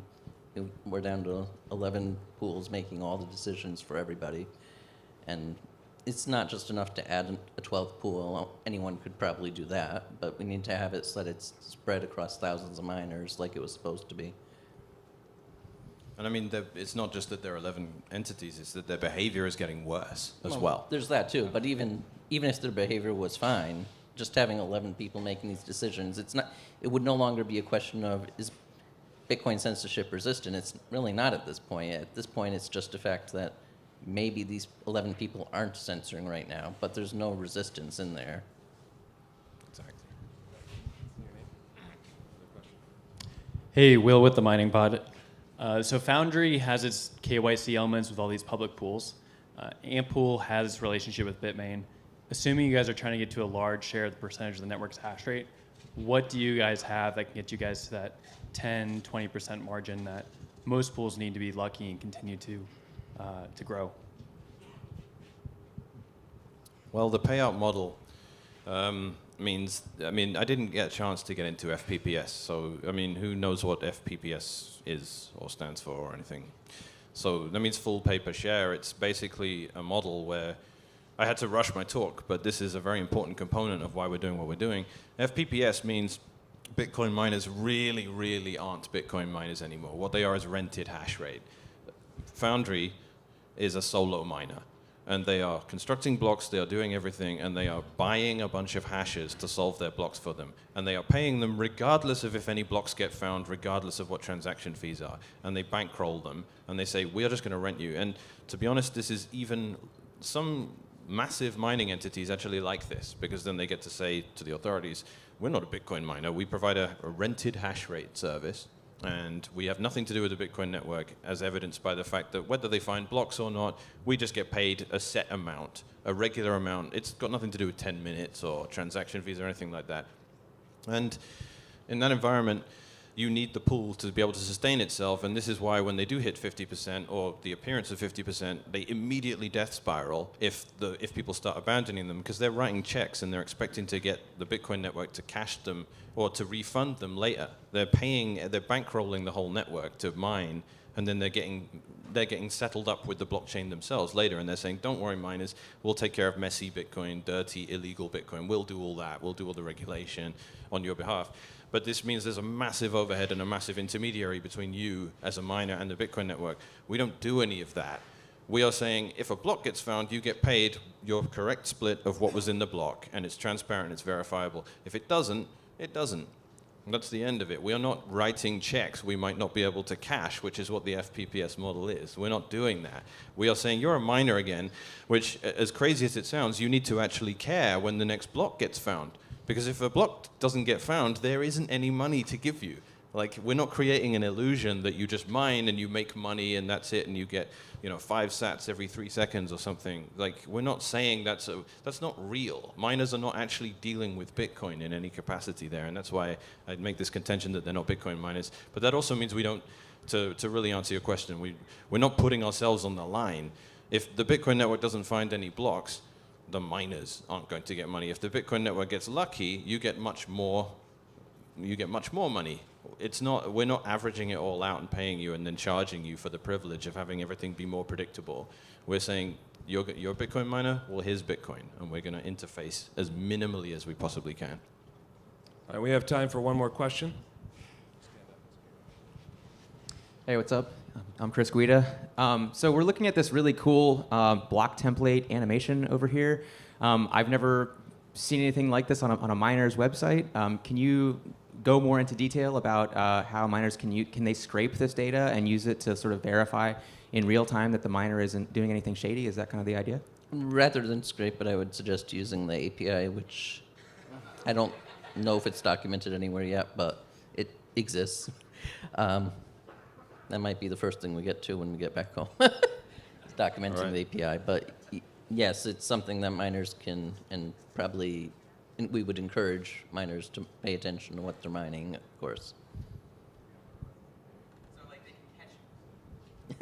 So like miners would be able to catch you like censoring things or maybe, I don't know, having some kind of bias or not paying out properly, that sort of thing?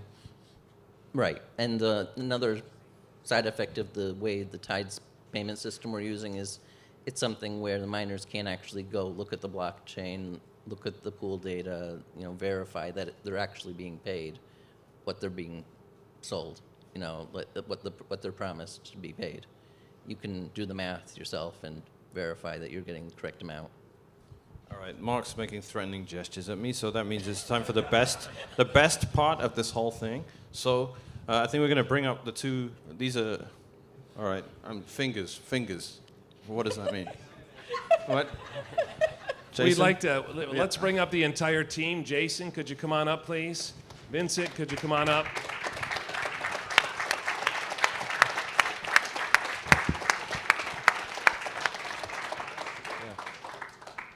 It's really my pleasure. My name's Ian. I helped put this together with a couple of guys you met earlier, and it's really a great pleasure for me to get everybody on stage, to thank Jack personally again, but then also to thank all of our guests today. I know you came in from all these far-flung places, hearing your stories and knowing so many of you.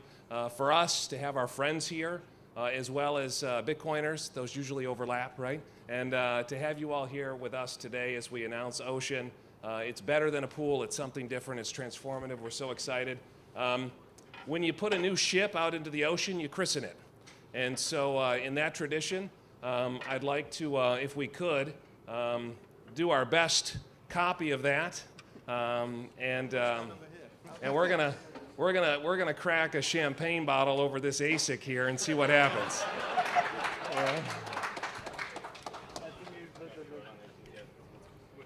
Yeah, both. Let's give it a ride. Let's hit it. Where's the bottle? Let's do it. Luke, can you do the honors? Yeah. What am I doing? You're hitting that hard over that. So the original. Maybe go from the side. Luke's original pool was dedicated to Saint Eligius, the patron saint of gold miners. So in that tradition, let's give it a shot here. Luke, if you don't mind, do the honors. Harder, baby. Come on.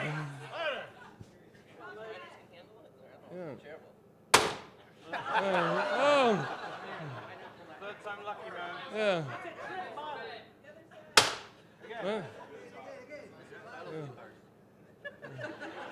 Come on. All right, you're up, Mark.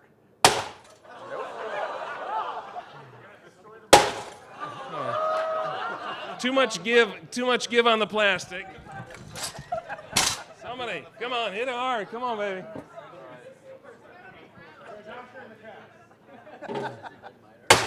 Oh! Oh! All right, open the bottle of champagne. This is open. Oh!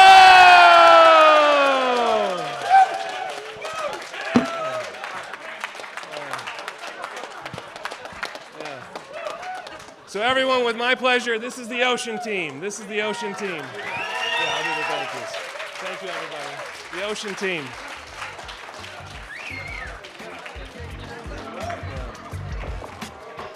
Thank you. I don't think you're going to be able to use that one for testing anymore. All right. I'll do the thank yous from here. Clear off. All right, right on. All right, I've got a few announcements just to help you guys get oriented. Yeah. Yes, I'm sorry. You sign. I didn't make you sign a waiver, but it's implied, right? An assumption of the risk. So at this time, a few last-minute thank yous. I've tried to thank you in my own way. It's never enough. And so I'd like to thank you all one more time. Thank you for coming. Thank you for making the trip. Thank you for being curious. We've been cagey about this whole time. We've been kind of giving hints here or there, but thank you so much. And so we're going to pass out a little champagne glass because we can't do the Ocean without everybody in Bitcoin. There's a few that won't like us, but I think in some ways we need everybody. So we're going to pass these out, and we're going to, if you could, raise a glass together. While we do that, while we make the rounds there, I thank Jack as an investor, but we had other investors too. And we appreciate not only your help, but your advice, the strategic advice. I don't know if you noticed, but Mark and me and Luke, we're nice guys. We try to be.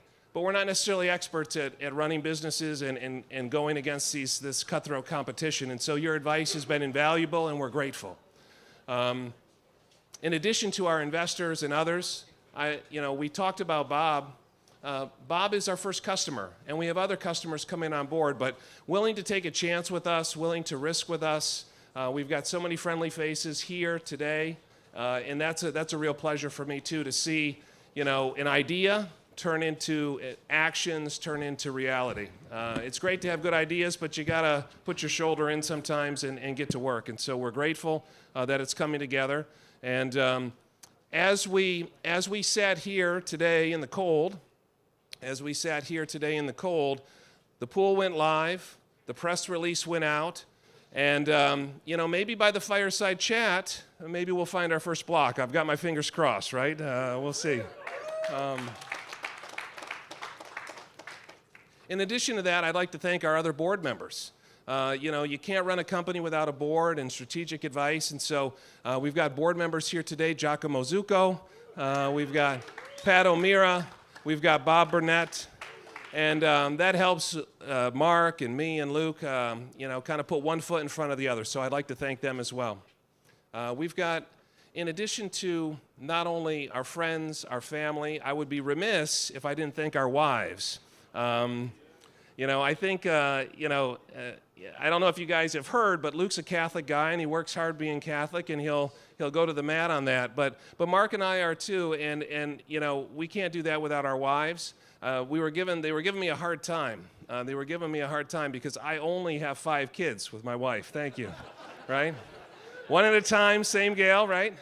And but our other wives are here too, and and so to have our wives here and be a part of the launch and to see us in action, that's so special for us. Bitcoin in a way is a big family, but we have our families back home too, and to be able to bring them in and make them a part of that, that's important for us. So I wanted to thank our spouses, our wives here today. Thank you. We've still got a few more to pass out, so I want to give peace a chance here. Logistically, as I finish the thank yous, please know that we've got the buses, they're running, they're ready to take you back to the hotel. They'll leave from the high side here. I know you grabbed a few photos and stuff earlier, but they're leaving from the high side. Please just orderly do that, get back on the buses, we'll get you back in one piece, we promise. And as we do that, and we get back to the hotel, yep, thank you. As we get back to the hotel, you will have a little downtime, and then we're going to have a fireside chat so the Q&A and the other questions can continue. We're done being cagey about the questions. We'll answer them all. We'll stick around. But Jack has been gracious to do a little fireside chat back at the hotel, back at the Grand Bohemian, in the restaurant. It's in the back past the art gallery, right? That'll start straight away at about 5:30. Please get there a few minutes earlier, and then we'll have dinner right afterwards. Lastly, I'd like to thank some of the other people that helped us. You met the team on stage, but there's so much work and so much effort happening behind the scenes. Here on site, we had Jessica and her family. They did a wonderful job organizing the event here in Greenville. What a beautiful town, and great hospitality from Jessica, so thank you. You guys got a little peek at the website, but the website is slick, it's good, it's interactive. The elegance and simplicity, I'd like to thank Todd and Jay and John from SGG Systems. They did a wonderful job. And they're making updates in real time. They're working on it today. They're working on it last night. They're working on it all weekend. And they're traveling here, and they're juggling, and they're spinning plates like the old Ed Sullivan show. They're doing it all in real time, so thank you to Todd and his team. The website design and the logo, the beautiful ocean logo with the miners and the fan and everything else that goes with it. Skylar and Jed for the logo and the UX. It's so beautiful, right? When you're trying to build things, it needs to be beautiful, and they did a wonderful job, so thank you, Skylar and Jed. And we've also got help from others, helping with the marketing. We've got CL, Cindy Lynn, and others. So everybody, it's a tremendous team effort, and we can't do it without you. So thank you all. We appreciate it. Thank you so much. And at that, you guys are tired of hearing me, and we need to get to the buses. So please raise your glasses as we embark on the ocean together. Here, here. Cheers.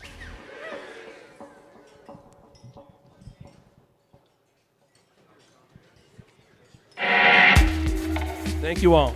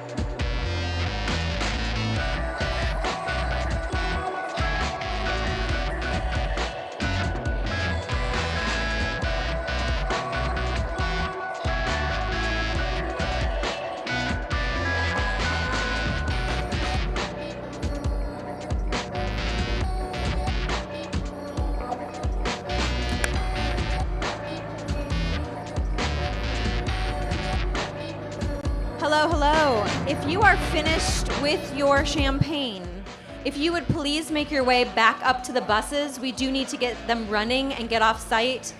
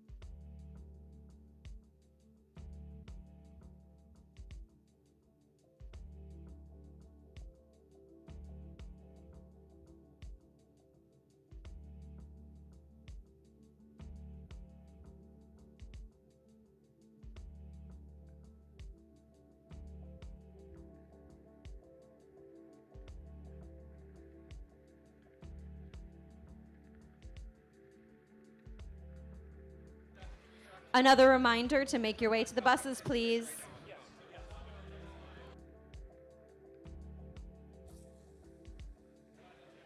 And take blankets.